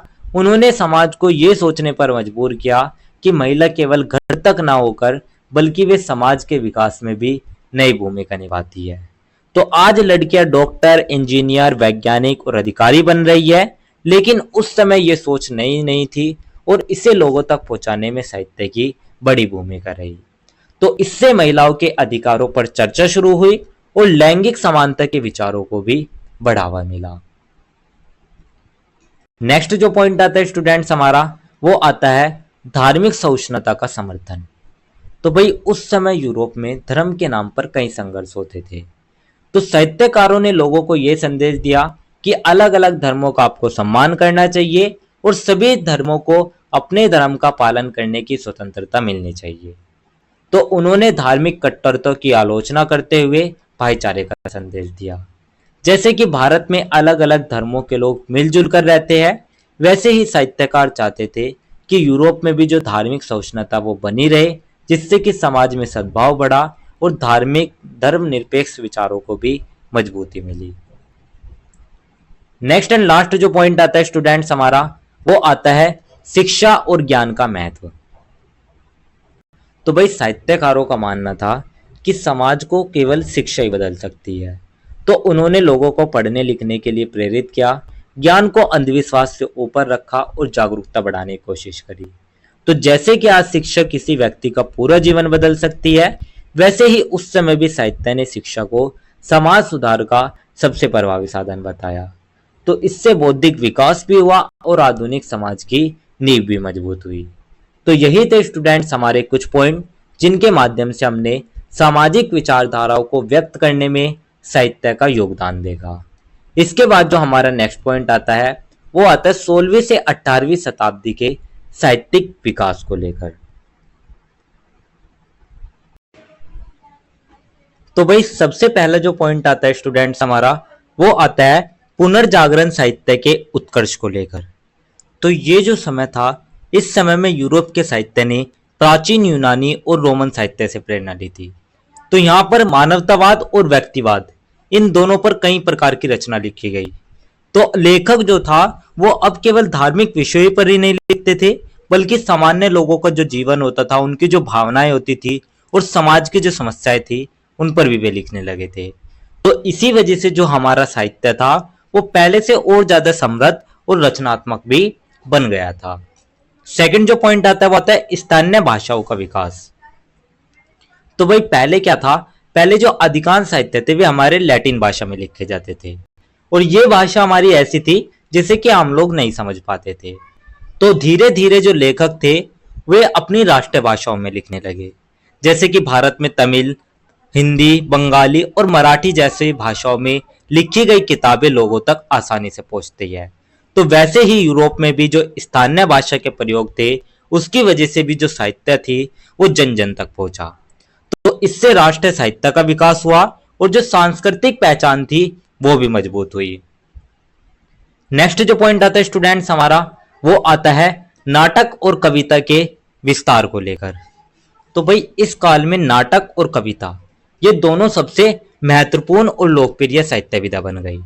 तो जो हमारे विलियम शेक्सपियर थे, उन्होंने ऐसे रचनाएं लिखी थी जो कि आज भी पूरी दुनिया में पढ़ी और मंचित की जाती है। तो शेक्सपियर जी के नाटकों में प्रेम, ईर्ष्या, सत्ता और मानवीय भावनाओं को बहुत ही प्रभावशाली ढंग से दिखाया गया है। तो इससे जो हमारा साहित्य था वो और ज्यादा लोकप्रिय बना और कला तथा संस्कृति का विकास हुआ। नेक्स्ट जो पॉइंट आता है स्टूडेंट्स हमारा, वो आता है उपन्यास का उदय। तो भाई 17वीं और 18वीं इन दो शताब्दी में उपन्यास एक नई महत्वपूर्ण साहित्यिक विधा बनकर सामने आया। तो अब जो लेखक थे उन्होंने आम लोगों के जीवन, उसके संघर्ष और समाज की वास्तविक परिस्थितियों को लिखना शुरू कर दिया था। तो पहले क्या होता था, पहले जो साहित्य था वो मुख्य रूप से राजाओं और धार्मिक विषयों पर आधारित था, लेकिन अब जो सामान्य व्यक्ति थी वो भी हमारे साहित्य का मुख्य पात्र बनने लगा था। तो इसी वजह से जो साहित्य था वो समाज के और ज्यादा करीब आ गया था। नेक्स्ट एंड लास्ट जो पॉइंट आता है वो था प्रबोधन साहित्य का विकास। तो भाई 18वीं शताब्दी में जो साहित्य था उसने तर्क, विज्ञान और सामाजिक सुधार का समर्थन किया। तो जो लेखक थे उन्होंने राजनीतिक और सामाजिक दोनों समस्याओं पर खुलकर लिखा और लोगों को स्वतंत्र रूप से सोचने के लिए प्रेरित किया। तो जैसे कि आज लेख और किताबें लोगों को सामाजिक समस्याओं पर सोचने के लिए प्रेरित करती है, उसी प्रकार उस समय भी साहित्य ने लोगों की सोच बदलने में एक महत्वपूर्ण भूमिका निभाई। तो इससे उनके अंदर आलोचनात्मक सोच विकसित हुई और आधुनिक विचारधाराओं का जो प्रसार था वो भी व्यापक रूप से हुआ। तो यही थे स्टूडेंट्स हमारे कुछ पॉइंट जिनके माध्यम से हमने 16वीं से 18वीं शताब्दी के साहित्यिक विकास को समझा। इसके बाद जो हमारा नेक्स्ट एंड लास्ट पॉइंट आता है वो हमारा ओवरऑल पूरे आंसर का एक छोटा सा निष्कर्ष या एक छोटा सा कंक्लूजन आता है। तो भाई निष्कर्ष या कंक्लूजन में आप कह सकते हैं कि जो हमारा 16वीं से 18वीं शताब्दी का यूरोपीय इतिहास था वो केवल मनोरंजन का ही नहीं था, बल्कि ये हमारी समाज और राजनीति में भी परिवर्तन लाया था। तो इसने स्वतंत्रता, समानता, मानवतावाद, बहुत सारे आधुनिक मूल्य थे जिनको लोगों तक पहुंचाया। इसी के साथ साथ इसने राष्ट्रीय भाषाओं, नाटक, कविता इनका विकास किया। इसीलिए आधुनिक यूरोप की राजनीतिक, सामाजिक और बौद्धिक विचारधाराओं को समझने के लिए उस समय का जो साहित्य था वो सबसे महत्वपूर्ण स्रोत भी माना जाता है। तो यही था स्टूडेंट्स हमारा एक छोटा सा कंक्लूजन, जिसके साथ ही हमारा आंसर नंबर 4 भी कंप्लीट होता है। तो यही था हमारा आंसर नंबर 4। इसके बाद जो हमारा नेक्स्ट क्वेश्चन आता है वो हमारा क्वेश्चन नंबर 5 आता है। तो भाई सबसे पहले हम समझ लेते हैं कि जो हमारा क्वेश्चन नंबर 5 है इसमें आखिर हमसे पूछा क्या गया है। तो भाई क्वेश्चन नंबर 5 में हमसे पूछा गया है कि यूरोप में बारोक और रोकोको कला शैलियों की प्रमुख विशेषता बताइए। यानी कि यहां पर हमें बारोक और रोकोको इन दोनों कला शैली की मुख्य विशेषताओं के बारे में बताना है, यानी कि इनमें क्या क्या खास बातें थी। इसी क्वेश्चन को आपसे अथवा या और करके इस तरीके से भी पूछा जा सकता है कि प्रारंभिक आधुनिक यूरोप में कला की संक्षिप्त व्याख्या कीजिए। यानी कि आपको बताना है कि जो हमारी प्रारंभिक आधुनिक यूरोप थी उसमें कला का क्या महत्व था, यह भी आपको बताना है। तो अगर आप इन तीनों भागों को अच्छे से समझाकर लिख देंगे तो आपका जो उत्तर है वो पूरा माना जाएगा। तो चलिए इस आंसर की जो शुरुआत है वो हम सबसे पहले एक छोटे से परिचय यानी कि एक छोटे से इंट्रोडक्शन से कर लेते हैं। तो स्टूडेंट 16वीं से 18वीं शताब्दी के बीच यूरोप में केवल राजनीति और विज्ञान ही नहीं बदले, बल्कि जो आर्ट यानी कि जो कला का क्षेत्र था उसमें भी बहुत सारे परिवर्तन देखने को मिले। तो पुनर्जागरण, वैज्ञानिक क्रांति और प्रबोधन आंदोलन के प्रभाव से कलाकारों की जो सोच थी वो भी बदलने लगी। तो इस समय हमारी दो प्रसिद्ध कला शैलियां सामने आई, सबसे पहले बारोक और दूसरी रोकोको। तो बारोक जो थी इसमें भव्यता, शक्ति, नाट्यता और भावनाओं पर जोर दिया था, लेकिन जो हमारी रोकोको शैली थी उस रोकोको शैली में सुंदरता, कोमलता, हल्के रंग और विलासिता को महत्व मिला। तो भाई ये जो दोनों कला शैली थी इन्होंने यूरोप की चित्रकला, मूर्तिकला और वास्तुकला इन सभी के विकास में एक महत्वपूर्ण योगदान दिया। तो यही था हमारा एक छोटा सा परिचय, एक छोटा सा इंट्रोडक्शन। इसके बाद जो हमारा नेक्स्ट पॉइंट आता है स्टूडेंट्स वो आता है बारोक कला शैली की प्रमुख विशेषताएं को लेकर। तो सबसे पहली जो विशेषता आती है स्टूडेंट्स वो आती है भव्यता और वैभव को लेकर, यानी कि ग्रैंडियर एंड मैग्निफिकेंस। तो भाई बारोक कला की सबसे बड़ी जो पहचान थी वो थी उसकी भव्यता। तो जब भी कोई व्यक्ति किसी बारोक चर्च, महल या इमारत को देखता था तो वह उसकी विशालता देखकर आश्चर्यचकित रह जाता था। तो कलाकारों का जो मेन ऑब्जेक्टिव था वो केवल सुंदर इमारत बनाना ही नहीं था, बल्कि लोगों के मन में शक्ति और सम्मान और प्रभाव को पैदा करना भी था। तो जो यूरोप के राजा और जो चर्च थे वे चाहते थे कि उनकी जो ताकत है वो लोगों को साफ दिखाई दे। तो इसीलिए उन्होंने विशाल चर्च, महल और स्मारक बनाए। तो जैसे कि आप देखें फ्रांस का जो पैलेस ऑफ वेर्सलीज है और रोम का जो एस्टी पीटर्स बेसिलिका है, ये दोनों ही बारोक शैली की भव्यता के शानदार उदाहरण है। तो भाई आपको याद रखना है कि बारोक शैली का जो मेन ऑब्जेक्टिव था वो केवल सुंदरता नहीं बल्कि लोगों पर गहरा प्रभाव डालना भी था। सेकंड जो विशेषता आती है स्टूडेंट्स हमारी वो आती है भावनात्मक भावनात्मक अभिव्यक्ति को लेकर, यानी कि इमोशनल एक्सप्रेशन। तो भाई बारोक कलाकार चाहते थे कि उनके कला देखने वाला जो व्यक्ति है वो केवल चित्रों को ही न देखे बल्कि भावनाओं को भी महसूस करे। तो इसीलिए उनकी जो पेंटिंग होती थी उसमें आनंद, दुख, भय, उत्साह, बहुत सारे जो हमारी भावनाएं हैं उनको बहुत ही जीवंत तरीके से दिखाया जाता था। तो जब भी कोई व्यक्ति ऐसी पेंटिंग देखता था तो उसे ऐसा लगता था कि चित्र के जो पात्र है वे वास्तव में उसके सामने जीवित है। तो जैसे कि आप एक उदाहरण देख सकते हैं कि इतावली कलाकार कैरावेगियो की पेंटिंग्स में पात्रों के चेहरे के भाव इतने ज्यादा वास्तविक दिखाई देते हैं कि दर्शक स्वयं उस घटना का हिस्सा महसूस करने लगते हैं। तो यही कारण है कि जो बारोक कला थी उसको भावनाओं की कला भी कहा जाता है। नेक्स्ट जो पॉइंट आता है स्टूडेंट्स हमारा, वो आता है प्रकाश और छाया का प्रयोग। तो भाई जो बारोक चित्रकार थे उन्होंने लाइट और शैडो इन दोनों का बहुत ही अच्छे रूप से यूज किया। तो चित्र के किसी एक भाग पर तेज रोशनी और दूसरे भाग पर गहरी छाया डालकर वे चित्र में गहराई और जो नाटकीय प्रभाव थे उसको उत्पन्न करते थे। तो ये जो तकनीक थी इससे चित्र सपाट नहीं बल्कि जीवंत दिखाई देता है। तो जैसे कि आप देखें जो आज के समय में हमारी 3D पिक्चर्स होती है ना, उसी तरीके से थी। तो भाई इसी तकनीक से देखने वाले का जो ध्यान था वो सीधे मुख्य पात्र पर चला जाता था। तो भाई आज भी फिल्मों और फोटोग्राफी में इसी प्रकार की लाइटिंग का प्रयोग भी किया जाता है, यही इसकी एक अलग पहचान थी। नेक्स्ट जो पॉइंट आता है स्टूडेंट्स हमारा, वो आता है गतिशीलता और नाटकीयता को लेकर। तो भाई बारोक कला स्थिर नहीं बल्कि जीवंत दिखाई देती थी, यानी कि इसमें जो चित्र और मूर्ति होती थी उसमें पात्रों को चलते हुए, लड़ते हुए, दौड़ते हुए या फिर किसी न किसी क्रिया के बीच में दिखाया जाता था। तो इससे हमें ऐसा लगता था कि जो चित्र है वे अभी भी जीवित होकर आगे बढ़ जाएगा। तो यही नाटकीयता बारोक कला को अन्य कला शैलियों से अलग भी बनाती है। जैसे कि आप एक उदाहरण देख सकते हैं, इतावली मूर्तिकार गियोन लोर्जुन बेर्निनी, इनकी जो मूर्ति थी उसमें शरीर की गति और चेहरे की अभिव्यक्ति इतनी वास्तविक दिखाई देती है कि वे पत्थर की नहीं बल्कि जीवंत इंसान जैसी लगती है। यानी कि जो कला थी उसमें ऊर्जा और उत्साह का संचार भी होता था। नेक्स्ट एंड लास्ट जो पॉइंट आता है स्टूडेंट्स हमारा, वो आता है धार्मिक विषयों की प्रधानता को लेकर। तो भाई बारोक कला पर चर्च का जो प्रभाव था वो बहुत ही ज्यादा था। यानी कि उस समय जो चर्च था वो चाहता था कि ईसाई धर्म से लोग जुड़े रहे। तो इसीलिए कलाकारों ने भगवानों, संतों, यीशु मसीह और बाइबल की जो घटनाओं पर आधारित चित्र है और मूर्तियां हैं उनका विकास किया। तो इनका मेन ऑब्जेक्टिव होता था केवल सजावट ही नहीं बल्कि लोगों में एक धार्मिक आस्था और विश्वास को मजबूत करना भी था।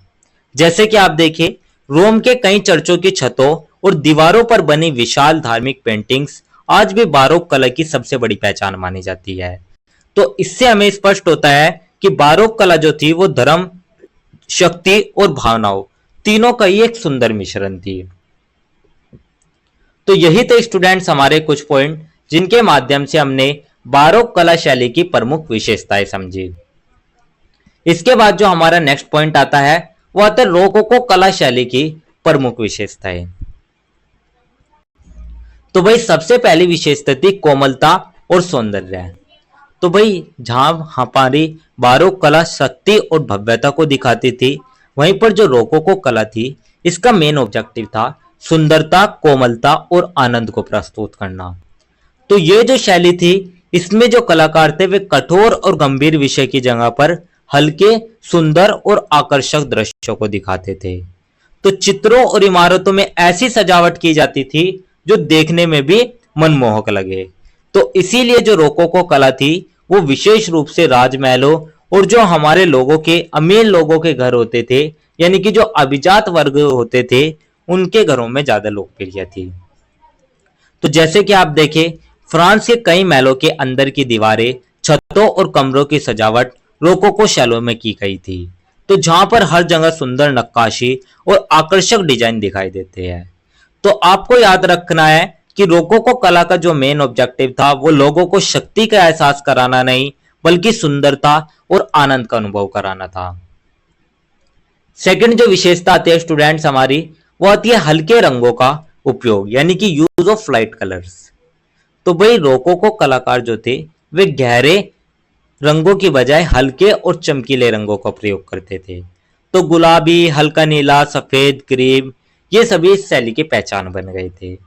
तो भाई इन रंगों से जो चित्र था वो शांत दिखता था, सुंदर दिखता था और आकर्षक लगता था।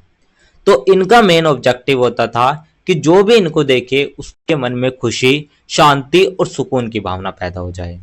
जैसे कि आप देखें, अगर आप किसी रोकोको पेंटिंग को देखें तो उसमें अधिकतर हल्के रंग और प्राकृतिक वातावरण दिखाई देगा, जिससे कि पूरा जो चित्र होगा वो सुंदर और जीवंत लगता है। नेक्स्ट जो पॉइंट आता है स्टूडेंट्स हमारा, वो आता है प्रेम और मनोरंजन के विषय। तो भाई जो बारोक कला थी उसमें धार्मिक विषय अधिक दिखाई देते थे, लेकिन जो हमारी रोकोको कला थी इसमें प्रेम, संगीत, उत्सव ये हमारे बहुत ही ज्यादा दिखाई देते थे। तो कलाकारों ने लोगों के दैनिक जीवन के सुखद क्षणों को चित्रों में उतारा। तो इससे जो कला थी वो धार्मिक सीमाओं से बाहर निकलकर आम जीवन और जो व्यक्तिगत थी उससे जो भावनाओं से जुड़ने लगी थी। तो भाई अभिजात वर्ग की जीवन शैली को इसमें दिखाया गया था। तो इससे हमें पता चलता है कि जो रोकोको कला था वो जीवन के खुशहाल पक्ष को प्रस्तुत करती थी। नेक्स्ट जो पॉइंट आता है वो आता है सजावटी शैली को लेकर। तो भाई रोकोको कला की एक और बड़ी विशेषता थी इसकी अत्यधिक सजावट। तो महलों, कमरों और चर्च की दीवारों पर इतनी सुंदर नक्काशी, घुमावदार डिजाइन और फूल पत्ते की आकृति बनाए जाते थे, जिसका ऑब्जेक्टिव होता था, जिसका उद्देश्य होता था हर वस्तु को जितना हो सके उतना सुंदर बनाना। यानी कि इससे जो कला थी वो आकर्षक और विलासितापूर्ण भी बनती थी। तो उदाहरण आप देख सकते हैं, जो फ्रांस और जर्मनी के कई राजमहल है उनके अंदर आज भी रोकोको शैली की शानदार सजावट देखने को मिलती है, जो कि उस समय की विलासिता को दर्शाती है। नेक्स्ट एंड लास्ट जो पॉइंट आता है वो आता है अभिजात वर्ग के संरक्षण को लेकर। तो भाई रोकोको कला का जो विकास था वो मुख्य रूप से राजा, रानियों, राजकुमारों और अमीर वर्ग के संरक्षण में हुआ था। तो वे अपने महलों और निजी भवनों को शानदार बनाने के लिए कलाकारों को प्रोत्साहित करते थे। इसीलिए इस कला में विलासिता, समृद्धि और उच्च वर्ग की जो जीवन शैली है वो हमें साफ दिखाई देती है। तो जैसे कि आप उदाहरण देखें, फ्रांस के जो लुई सोलवे थे उनके समय रोकोको कला अपने चरम पर पहुंची। तो उनके शासनकाल में महलों और भवनों को रोकोको शैली से सजाया गया था। तो यही थे स्टूडेंट्स हमारे कुछ पॉइंट जिनके माध्यम से हमने रोकोको कला शैली की प्रमुख विशेषताएं समझी। इसके बाद जो हमारा नेक्स्ट पॉइंट आता है स्टूडेंट्स, वो आता है प्रारंभिक आधुनिक यूरोप में कला का महत्व। तो सबसे पहला जो महत्व था वो था सांस्कृतिक विकास का माध्यम। तो जो कला थी वो केवल चित्र बनाने का एक साधन नहीं थी, बल्कि यूरोप की संस्कृति और पहचान दिलाने का भी माध्यम थी। तो चित्रकला, मूर्तिकला, वास्तुकला इनके माध्यम से लोगों की जो सोच थी, जो परंपराएं थी, जो जीवन शैली थी वो पूरी दुनिया के सामने आई। तो यही हमारे यूरोप की एक सांस्कृतिक पहचान भी बन गई थी। तो आज भी आप देखिए, आज भी इटली, फ्रांस और स्पेन के जो संग्रहालय है उनमें रखी हुई कलाकृतियां उस समय की संस्कृति को समझने का सबसे बड़ा स्रोत थी। सेकंड जो महत्व आता है स्टूडेंट्स हमारा, वो आता है राजनीतिक शक्ति का प्रदर्शन। तो भाई जो राजा होता था वो अपनी शक्ति और प्रतिष्ठा दिखाने के लिए विशाल महल, चर्च और स्मारकों का निर्माण करवाते थे। तो ये जो इमारत होती थी इनको देखकर लोगों के मन में शासक के प्रति सम्मान और भय दोनों ही पैदा होता था।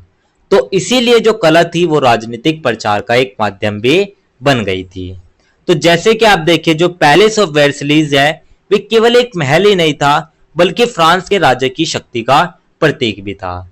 यानी कि इससे जो शासन की प्रतिष्ठा थी वो भी मजबूत हुई। नेक्स्ट जो पॉइंट आता है स्टूडेंट्स हमारा, वो आता है धार्मिक प्रभाव के प्रसार को लेकर। तो भाई उस समय जो चर्च था वो समाज की सबसे शक्तिशाली संस्था थी। तो इसीलिए धार्मिक शिक्षा और ईसाई धर्म के प्रचार के लिए चित्रों, मूर्तियों और चर्चों की सजावट का उपयोग किया गया। तो जो लोग खुद नहीं पढ़ सकते थे वे इन चित्रों को देखकर धार्मिक कहानियों को समझ जाते थे। तो भाई समाज पर चर्च का जो प्रभाव था वो इसी की वजह से पड़ा। जैसे कि आप देखें, जो सिस्टाइन चैपल और यूरोप के अन्य चर्च की दीवार है, उन पर बनी धार्मिक पेंटिंग्स इसका सबसे अच्छा उदाहरण है। नेक्स्ट जो पॉइंट आता है स्टूडेंट्स हमारा, वो आता है सामाजिक जीवन का चित्रण। तो भाई कला के माध्यम से उस समय के लोगों का रहन सहन, पहनावा, त्योहार, परिवार और समाज की स्थिति को दिखाया गया। तो आज जो इतिहासकार है वो इन्हीं चित्रों को देखकर उस समय के समाज को समझते हैं। तो जैसे कि आप देखिए, रोकोको पेंटिंग्स में अमीर लोगों की जीवन शैली दिखाई देती है, जबकि कुछ अन्य चित्रों में किसान और आम लोगों का जीवन भी देखने को मिलता है। इसीलिए जो कला है वो इतिहास का एक महत्वपूर्ण स्रोत भी बन जाती है, क्योंकि ये हमारे समाज का एक यथार्थ भी प्रस्तुत करती है। नेक्स्ट एंड लास्ट जो पॉइंट आता है स्टूडेंट्स हमारा, वो आता है आधुनिक कला की नींव को लेकर।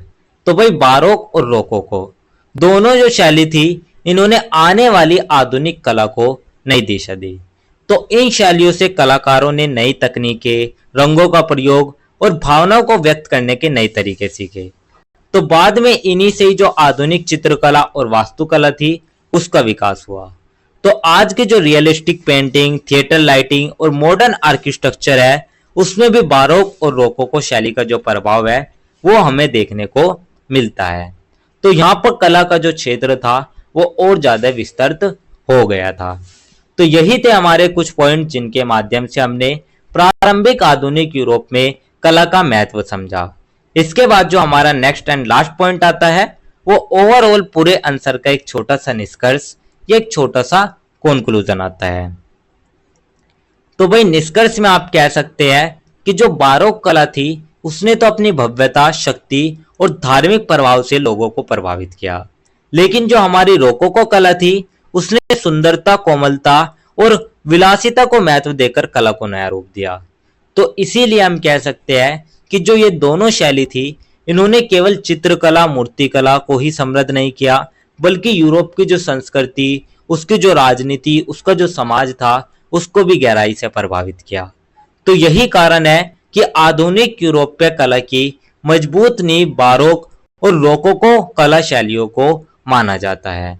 तो यही था स्टूडेंट्स हमारा एक छोटा सा निष्कर्ष, एक छोटा सा कंक्लूजन, जिसके साथ ही हमारा आंसर नंबर 5 भी कंप्लीट होता है।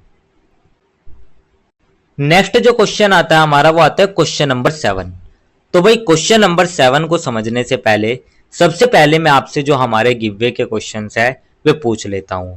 तो जैसे कि मैंने आपको वीडियो के स्टार्टिंग में ही बताया था कि हम हमारी वीडियो के बीच में कहीं पर भी 3 गिववे के क्वेश्चंस पूछेंगे। तो जो भी स्टूडेंट सबसे पहले और सभी करेक्ट आंसर देगा, तो स्टार्टिंग के जो 3 स्टूडेंट्स होंगे उनको हमारी तरफ से फ्री नोट्स मिलेंगे। तो चलिए अब जो हमारे ये गिववे के क्वेश्चन है भी मैं आपसे पूछ लेता हूं।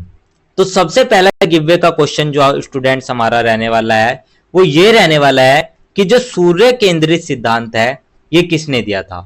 तो आपको बताना है कि सूर्य केंद्रित सिद्धांत किसने दिया। ये आपका क्वेश्चन नंबर फर्स्ट हो गया। सेकंड क्वेश्चन आपका ये है कि जो ग्रहों की गति के नियम है वे किसने प्रतिपादित किए थे। तो ग्रहों की गति के नियम के प्रतिपादक का नाम आपको बताना है। नेक्स्ट जो हमारा क्वेश्चन आता है वो हमारा ये आता है कि जो 2 ट्रीटीज ऑफ गवर्नमेंट, तो जो ये पुस्तक है ये किसने लिखी थी। तो ये हमारी एक पुस्तक का नाम है 2 ट्रीटीज ऑफ गवर्नमेंट। इस पुस्तक के लेखक कौन है ये आपको बताना है। ये आपका क्वेश्चन नंबर 3 है। तो यही थे स्टूडेंट्स हमारे तीनों क्वेश्चंस जिनका आंसर आपको कमेंट बॉक्स में जरूर देना है। तो चलिए अब हम दोबारा आ जाते हैं हमारे क्वेश्चन नंबर 7 की तरफ। तो सबसे पहले हम समझ लेते हैं कि क्वेश्चन नंबर 7 में हमसे पूछा क्या गया है। तो भाई क्वेश्चन नंबर 7 में हमसे पूछा गया है कि प्रारंभिक आधुनिक यूरोप में परिवार और विवाह संस्था में हुए परिवर्तनों की व्याख्या कीजिए। यानी कि जो हमारा प्रारंभिक आधुनिक यूरोप था इसमें परिवार और जो विवाह थे इनमें क्या क्या परिवर्तन आए और उनके क्या प्रभाव पड़े। इसी क्वेश्चन को आपसे अथवा या और करके इस तरीके से भी पूछा जा सकता है कि प्रारंभिक आधुनिक यूरोप में विवाह और परिवार की संरचना की रूपरेखा दीजिए। यानी कि आपको बताना है कि परिवार की संरचना कैसी थी और विवाह संस्था की प्रमुख विशेषताएं क्या थी। तो चलिए इस आंसर की जो शुरुआत है वो हम सबसे पहले एक छोटे से परिचय यानी कि एक छोटे से इंट्रोडक्शन से कर लेते हैं। तो स्टूडेंट, जब हम प्रारंभिक आधुनिक यूरोप की बात करते हैं तो उस समय केवल राजनीति और अर्थव्यवस्था नहीं बदल रही थी, बल्कि लोगों का जो पारिवारिक जीवन और विवाह की व्यवस्था थी वो भी बदल रही थी। तो पुनर्जागरण, धार्मिक सुधार, आर्थिक परिवर्तन, शहरीकरण, इन सभी के विकास ने लोगों की सोच को बदलना शुरू किया। पहले क्या होता था, पहले परिवार एक जगह पर रहता नहीं था, बल्कि वो आर्थिक उत्पादन और सामाजिक अनुशासन और धार्मिक शिक्षा का केंद्र भी था।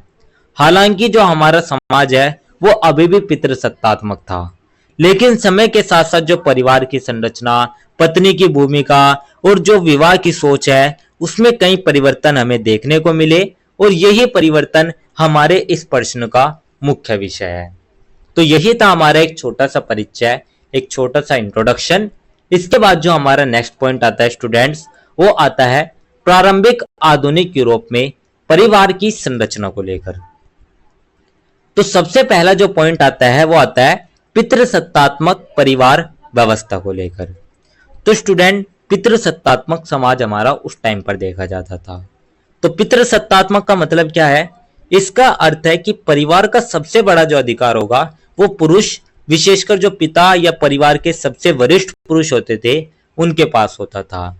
तो घर के सभी महत्वपूर्ण निर्णय, चाहे वो शादी हो, चाहे वो संपत्ति हो, चाहे वो कारोबार हो, चाहे बच्चों का भविष्य हो, वो सभी हमारे पुरुष के द्वारा लिए जाते थे। तो महिलाओं और बच्चों से अपेक्षा की जाती थी कि वे परिवार की मुखिया की आज्ञा का पालन करें। तो महिलाओं की जो स्वतंत्रता थी वो कम थी, और उनका जो मुख्य कार्य था वो घर संभालने का था। तो भाई मान लीजिएगा किसी व्यापारी का परिवार है, अगर उसकी बेटी किसी दूसरे व्यक्ति से विवाह करना चाहती है तो अंतिम निर्णय जो होगा वो बेटी का नहीं होगा, बल्कि उसके पिता का होगा। तो भाई यही जो व्यवस्था थी ये पुरुषों के प्रभुत्व को मजबूत बनाती थी और समाज में महिलाओं की भूमिका को सीमित रखती थी। सेकंड जो पॉइंट आता है स्टूडेंट्स हमारा, वो आता है संयुक्त से छोटे परिवारों की ओर झुकाव। तो भाई समय के साथ साथ एक बड़ा बदलाव ये भी आया कि जो लोग थे वे संयुक्त परिवार छोड़कर छोटे छोटे, जिसे हम न्यूक्लियर परिवार भी कहते हैं, तो उन न्यूक्लियर परिवार में रहने लगे थे। तो पहले तो कई पीढ़ियां एक साथ रहती थी, लेकिन शहरों के विकास, व्यापार और रोजगार के नए अवसरों की वजह से पति पत्नी और उनके बच्चों वाला जो छोटा परिवार था वो अधिक सामान्य हो गया था।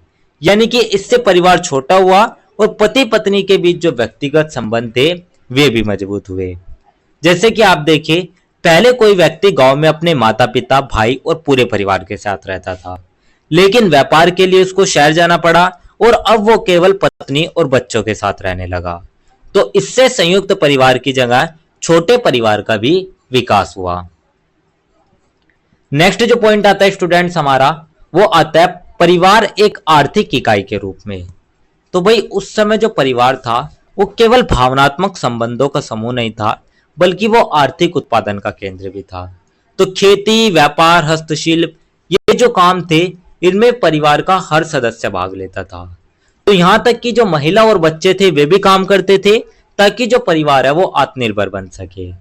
तो आज की तरह अलग अलग नौकरी करने की बजाय पूरा जो परिवार था वो एक ही तरीके का उत्पादन करता था। तो जैसे कि आप देखिए, अगर किसी परिवार का कपड़ा बुनने का व्यवसाय था तो पिता धागा खरीदते, माँ कपड़ा तैयार करती और छोटे मोटे काम बच्चे करते। तो पूरे परिवार की मेहनत से ही आय होती थी। यानी कि यहाँ पर उत्पादन और उपभोग दोनों परिवार के भीतर ही होते थे। नेक्स्ट जो पॉइंट आता है स्टूडेंट्स हमारा, वो आता है बच्चों की भूमिका को लेकर। तो भाई आज हम बच्चों को मुख्य रूप से शिक्षा से जोड़ते हैं, लेकिन उस समय के जो बच्चे थे उनको परिवार की कार्यशक्ति माना जाता था। क्यों? क्योंकि वे खेती, पशुपालन सब काम में सहायता करते थे। तो गरीब परिवारों में पढ़ाई के अवसर बहुत कम थे। इसी के साथ ही परिवार ही बच्चों को नैतिक, धार्मिक और सामाजिक शिक्षा भी देते थे। जैसे कि आप देखिए, अगर किसान परिवार था तो छोटा बच्चा भी खेतों में पशु चराने, फसल काटने में मदद करता था। तो पढ़ाई से अधिक जो काम था उसको महत्व दिया जाता था। नेक्स्ट एंड लास्ट जो पॉइंट आता है स्टूडेंट्स हमारा, वो आता है धार्मिक और नैतिक नियंत्रण को लेकर। तो भाई जो हमारा परिवार था वो धार्मिक शिक्षा और नैतिक मूल्यों का केंद्र भी था। तो माता पिता बच्चों को धार्मिक नियमों का पालन करना सिखाते थे और चर्च भी परिवार के जीवन को प्रभावित करता था। इससे समाज में अनुशासन बनाए रखने का प्रयास भी किया जाता था। जैसे कि आप देखिए, अगर कोई बच्चा धार्मिक नियमों का पालन नहीं करता था तो परिवार और चर्च दोनों उसे गलत मानते थे, जिससे कि समाज में अनुशासन बना रहता था। तो यही थे हमारे कुछ पॉइंट जिनके माध्यम से हमने प्रारंभिक आधुनिक यूरोप में परिवार की संरचना देखी। इसके बाद जो हमारा नेक्स्ट पॉइंट आता है वो आता है विवाह संस्था की प्रमुख विशेषताओं को लेकर। तो सबसे पहली जो विशेषता थी वो थी विवाह का सामाजिक महत्व। तो भाई प्रारंभिक आधुनिक यूरोप में जो विवाह था वो केवल दो लोगों का रिश्ता नहीं बल्कि पूरे समाज और धर्म की दृष्टि से एक पवित्र संस्था माना जाता था। यानी कि लोगों का मानना था कि विवाह से परिवार बनता है और समाज में व्यवस्था बनी रहती है। तो इसीलिए अविवाहित जीवन को अधिक प्रोत्साहित नहीं किया जाता था। जैसे कि आप देखिए, अगर कोई व्यक्ति लंबे समय तक विवाह नहीं करता था तो समाज उसे सामान्य नहीं मानता था। तो वहीं शादीशुदा व्यक्ति को अधिक सम्मान मिलता था क्योंकि वो परिवार और समाज की जिम्मेदारी निभा रहा होता था। यानी कि यहाँ पर जो विवाह थी उसको जीवन का एक आवश्यक चरण भी माना जाता था। नेक्स्ट जो पॉइंट आता है स्टूडेंट्स हमारा, वो आता है पारिवारिक सहमति के महत्व को लेकर। तो भाई आज कई जो लोग हैं वे अपनी पसंद से विवाह करते हैं, लेकिन उस समय जो अधिकतर विवाह थे, जो शादियां थी, वे परिवार की सहमति से होती थी। तो माता पिता ही देखते थे कि सामने वाले परिवार की आर्थिक स्थिति कैसी है, सामाजिक प्रतिष्ठा कहती है और भविष्य में दोनों परिवारों का क्या लाभ होगा। तो यहाँ पर जो लव मैरिज थी, यानी कि जिसे हम प्रेम विवाह भी कहते हैं, वो बहुत ही कम होते थे क्योंकि विवाह को व्यक्तिगत नहीं बल्कि पारिवारिक संबंध यहाँ पर माना जाता था। जैसे कि आप देखिए, अगर किसी व्यापारी की बेटी का विवाह होना था तो पिता ऐसे परिवार का चयन करते थे जिससे व्यापार भी बढ़े और परिवार की प्रतिष्ठा भी बनी रहे। नेक्स्ट जो पॉइंट आता है स्टूडेंट्स हमारा, वो आता है विवाह की धार्मिक मान्यता को लेकर। तो भाई उस समय चर्च का समाज पर बहुत ज्यादा प्रभाव था। तो चर्च विवाह को भगवान द्वारा बनाया गया एक पवित्र बंधन मानता था, इसीलिए विवाह धार्मिक नियमों के अनुसार ही कराया जाता था। तो तलाक की जो अनुमति थी वो बहुत ही कम थी और क्योंकि जो विवाह था उसको जीवन भर का संबंध भी माना जाता था। जैसे कि आप देखें, अगर पति पत्नी के बीच लड़ाई हो जाती थी तब भी चर्च उन्हें अलग होने की अनुमति आसानी से नहीं देता था। तो पहले समझौते की कोशिश भी की जाती थी। नेक्स्ट जो पॉइंट आता है स्टूडेंट्स हमारा, वो आता है हमारे दहेज और संपत्ति संबंध को लेकर। तो भाई विवाह केवल भावनात्मक संबंध ही नहीं था बल्कि आर्थिक दृष्टिकोण से भी महत्वपूर्ण था। तो दहेज के माध्यम से परिवारों के बीच जो आर्थिक संबंध थे वे मजबूत होते थे और कई बार संपत्ति का हस्तांतरण भी विवाह के माध्यम से ही होता था। तो जैसे कि आप देखिए, अगर किसी अमीर परिवार की बेटी का विवाह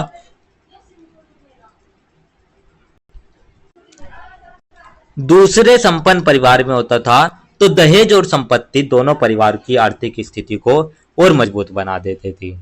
तो इससे सामाजिक स्थिति पर भी विवाह का प्रभाव पड़ता था।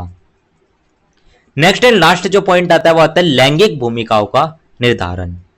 तो भाई विवाह के बाद, शादी के बाद जो पुरुष था उसको परिवार का कमाने वाला और संरक्षक माना जाता था और महिला की जो जिम्मेदारी थी वो थी घर संभालना, बच्चा संभालना और घरेलू कार्य करना। तो ये जो व्यवस्था थी इसमें पितरात्मक समाज और ज्यादा मजबूत हुआ और समाज में जो महिलाओं की स्वतंत्रता थी वो सीमित रही। जैसे कि आप देखें, अगर पति व्यापार के लिए बाहर जाता था तो पत्नी पूरे घर की देखभाल करती थी, लेकिन बड़े आर्थिक या सामाजिक निर्णय का जो अधिकार था वो उसके पास नहीं होता था। तो यही थे स्टूडेंट्स हमारे कुछ पॉइंट जिनके माध्यम से हमने विवाह संस्था की प्रमुख विशेषताएं देखी। इसके बाद जो हमारा नेक्स्ट पॉइंट आता है वो आता है परिवार और विवाह में हुए महत्वपूर्ण परिवर्तन को लेकर। तो सबसे पहला जो परिवर्तन आता है स्टूडेंट्स हमारा, वो आता है धार्मिक सुधार आंदोलन के प्रभाव को लेकर। तो भाई 16वीं शताब्दी में जो धार्मिक सुधार आंदोलन था, जिसे हम रिफॉर्मेशन भी कहते हैं, इसने परिवार और शादी इन दोनों की सोच को बदलना शुरू कर दिया। तो जो हमारे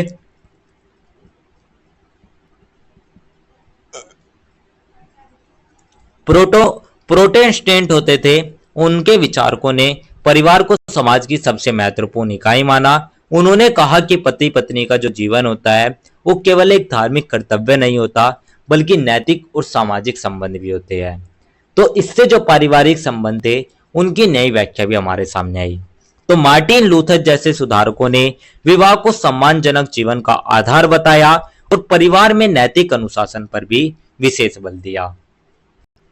नेक्स्ट जो पॉइंट आता है स्टूडेंट्स हमारा, वो आता है शहरीकरण और आर्थिक परिवर्तन को लेकर।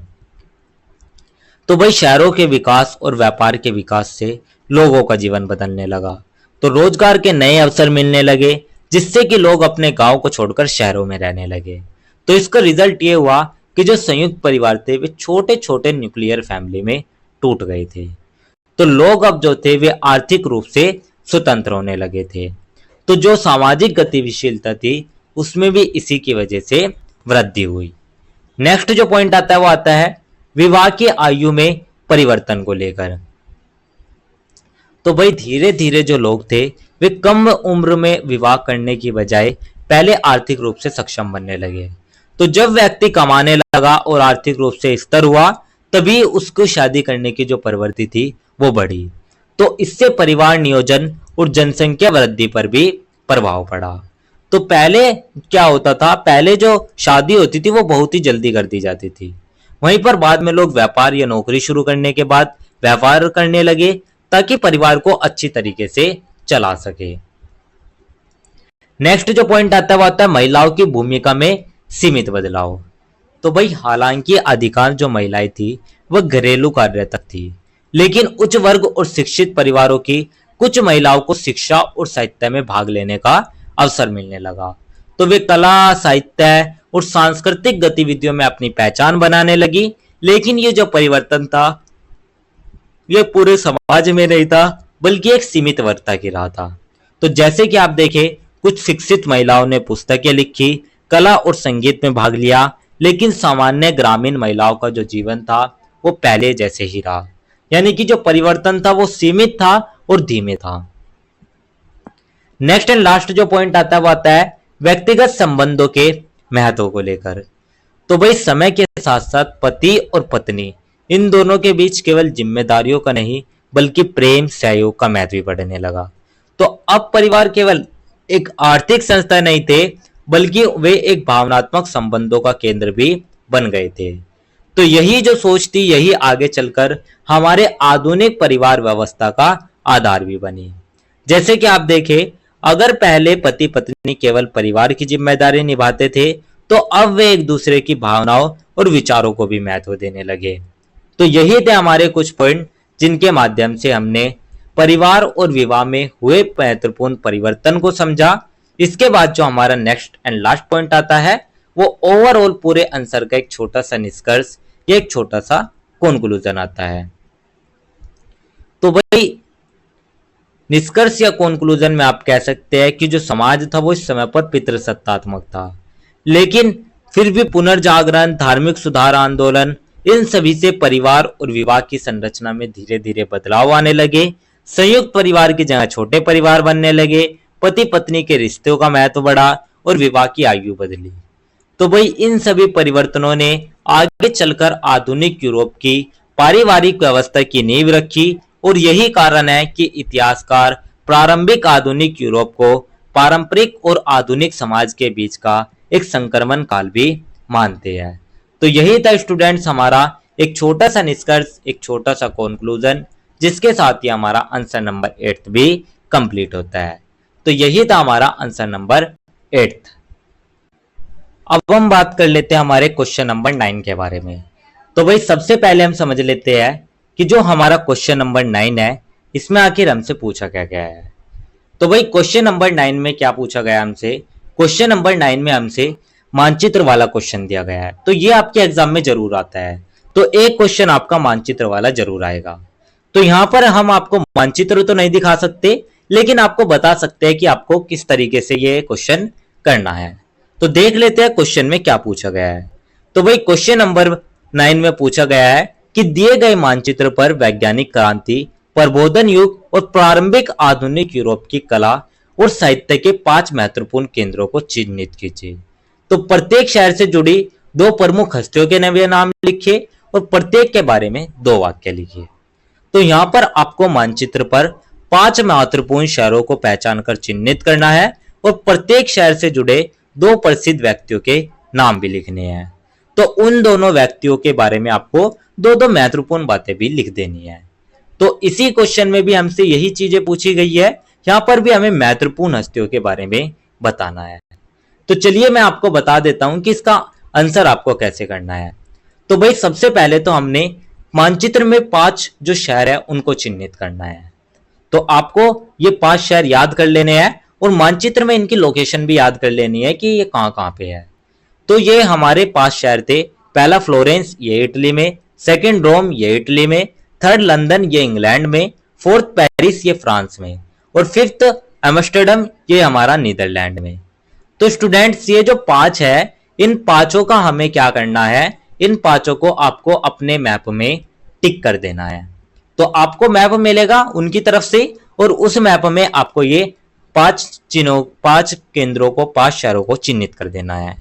इसके बाद हमको क्या करना है, इसके बाद आपको 2 जो हमारे क्षेत्र है उनके बारे में 2 व्यक्तियों के नाम लिखने हैं। तो सबसे पहले अगर हम बात करें फ्लोरेंस की, तो फ्लोरेंस में हमारा सबसे पहला जो नाम आता है वो आता है लियोनार्डो दा विंची के बारे में। तो भाई ये आपको याद कर लेने हैं नाम भी।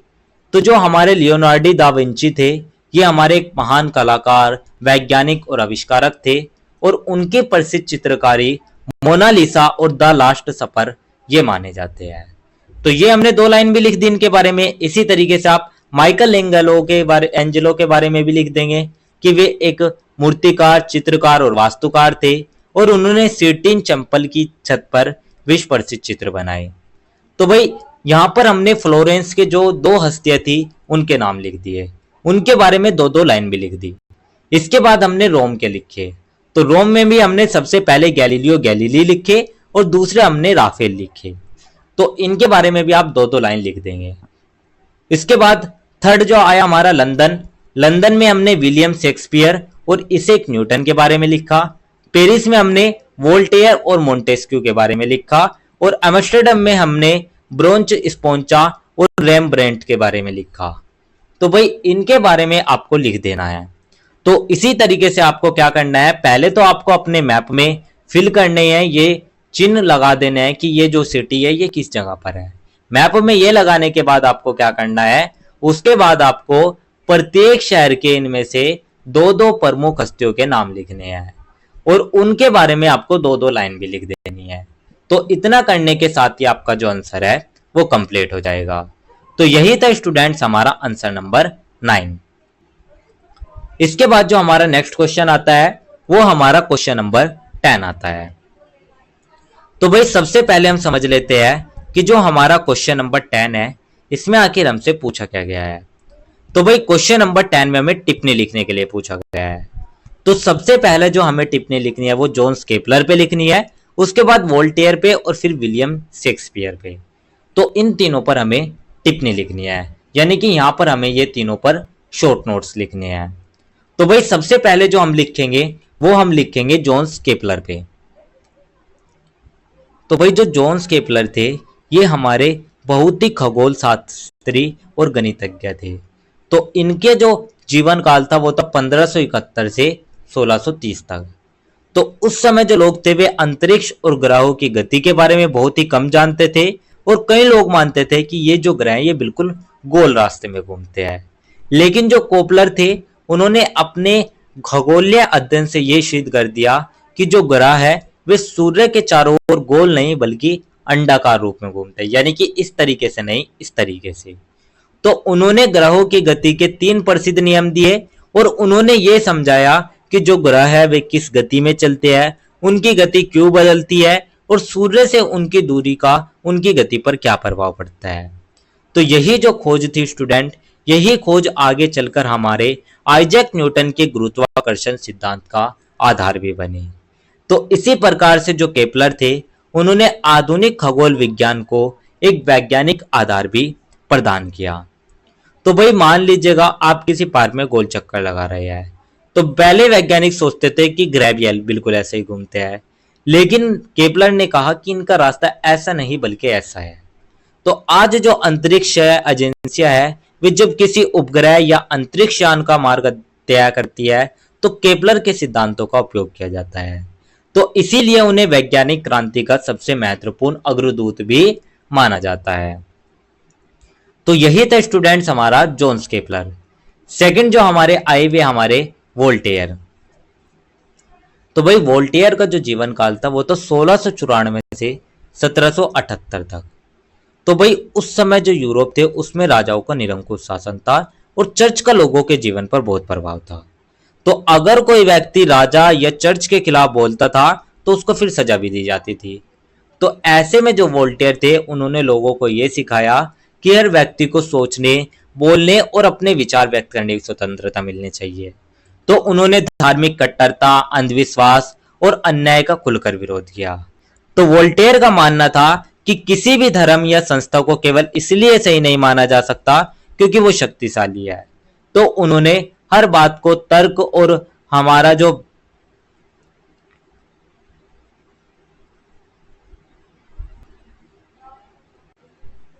प्रमाण की कसौटी पर परखना चाहा।